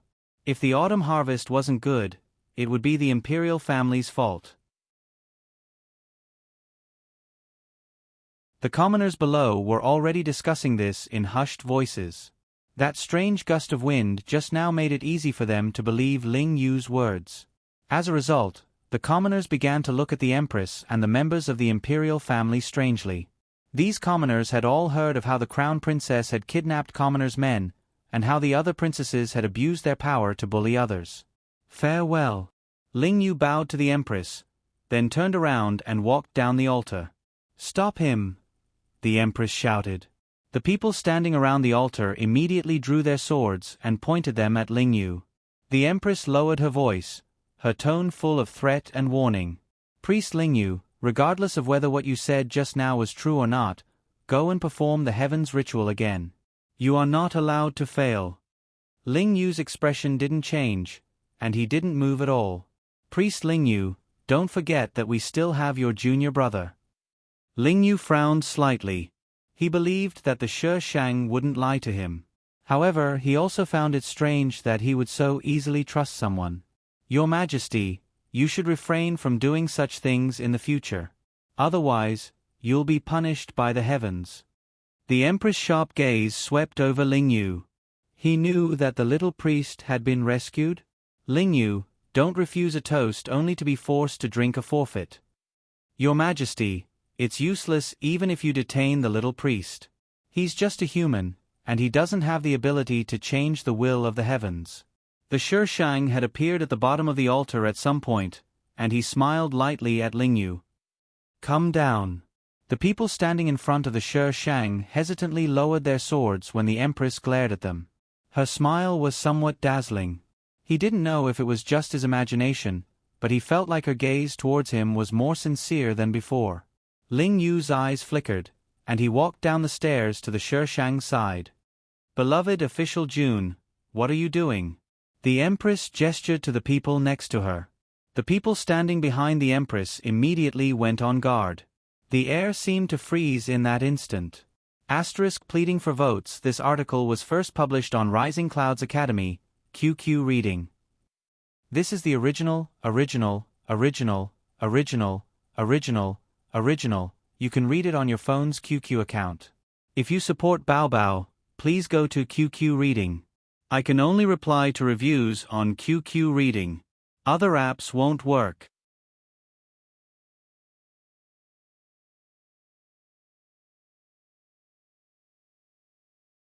Chapter 319. Shi Shang tried to grab Ling Yu's hand, but Ling Yu merely flinched and didn't struggle free. Shi Shang immediately took advantage of the situation and grabbed his entire hand. Her hand was soft and warm. It was just like how he had hugged a heater on a snowy night many years ago. Warmth seeped into his heart. Shi Shang turned to look at the Empress with an arrogant expression. Your Majesty is overthinking things. If I wanted to rebel, you would have stepped down long ago. Ling Yu is my man. Whoever dares to touch a single strand of his hair will pay with their lives. Ling Yu's heart trembled as intense pain spread from his heart. Was this heartache? Why would he feel this way? Jun Liu, you're impudent. The Empress roared in exasperation. Shi Shang smirked, making no effort to hide the malice in his eyes. The best way to secure your throne is to not provoke me. The Prime Minister's faction was speechless. Were they rebelling or not? Prime Minister, could you please give us a heads up when you're about to put on a show? They won't be able to guess what you're up to. You. The Empress pointed at Shi Shang, her finger trembling. Unable to come up with anything, she clutched her chest and collapsed. Kill her. Kill this traitor for us. The Empress panted heavily, her eyes bloodshot. The people behind the Empress immediately surrounded Shi Shang. Seeing this, the commoners didn't dare to stay any longer. They screamed and scattered. The Empress faction immediately ran to her side, seeking protection. The Prime Minister's faction stood in place. Dai Yu and Ying Yu, who had been standing in the distance, ran over to Shi Shang as soon as the commoners scattered. Your Majesty, protect him, Shi Shang said as he pushed Ling Yu to the back. With a flick of his wrist, the iron sword appeared in his hand. The iron sword that appeared out of nowhere shocked everyone present. It was such a long iron sword, and it didn't look like a flexible sword. Where did she put it? Shi Shang took advantage of the surprise to charge forward, his iron sword glinting coldly. Blood splattered everywhere as he swung his sword. Ling Yu frowned as he watched Shi Shang move through the crowd, reaping lives like a god of death. When he fought with her, her movements were still not smooth and seemed stiff and unfamiliar. But today, her moves didn't seem stiff at all. Instead, they were smooth and gorgeous. She must be extremely talented to be able to use the sword so fluently in such a short period of time. Either that or she had purposely given in to him that day. Compared to the former, who was a once-in-a-century genius, he was more willing to believe in the latter. Ling Yu looked a little confused. Why did he think that she would go easy on him? While Ling Yu was distracted, Shi Shang had already dealt with everyone. She stood in the middle of a pile of corpses, blood flowing slowly under her feet. The wind suddenly blew, and the smell of blood spread far and wide. They heard the Prime Minister's voice ring out like a horn from hell. Who else wants to get an autograph from the King of Hell? Even though he didn't understand what the Prime Minister was talking about, the words King of Hell definitely didn't mean anything good. Apart from the Prime Minister's faction, all the officials shrank back. Although the Prime Minister had a bad temper in the past, she didn't like to talk. Now, it was obvious that her temper had escalated to the point where she would directly resort to violence. It was better for them to remain in the background quietly. Even if the sky collapsed, there were still tall people to hold it up. Zhang Ji, who was standing in the crowd, had a stiff expression. As a modern white-collar worker, how could she not understand what Shi Shang was talking about? She was also, "Your Majesty, Your Majesty." A sharp cry interrupted Zhang Ji's thoughts. She turned around and saw that the Empress was being supported by several people. Her head drooped as she fainted. Shi Shang flung the blood off his iron sword and walked back to Ling Yu's side. "Let's go back." The two youths. Weren't they going to rebel? She had already sent people back to call for reinforcements.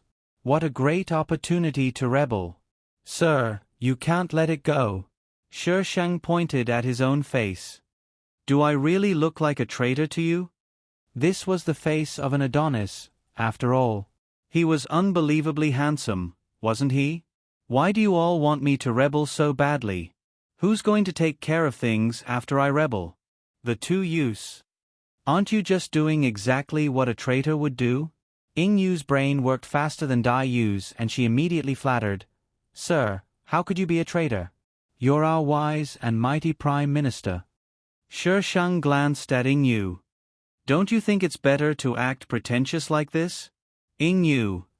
She felt like her flattery had been for nothing. "No, sir, what do you mean by acting pretentious?" "Sir, are we really not rebelling?" "Go ahead.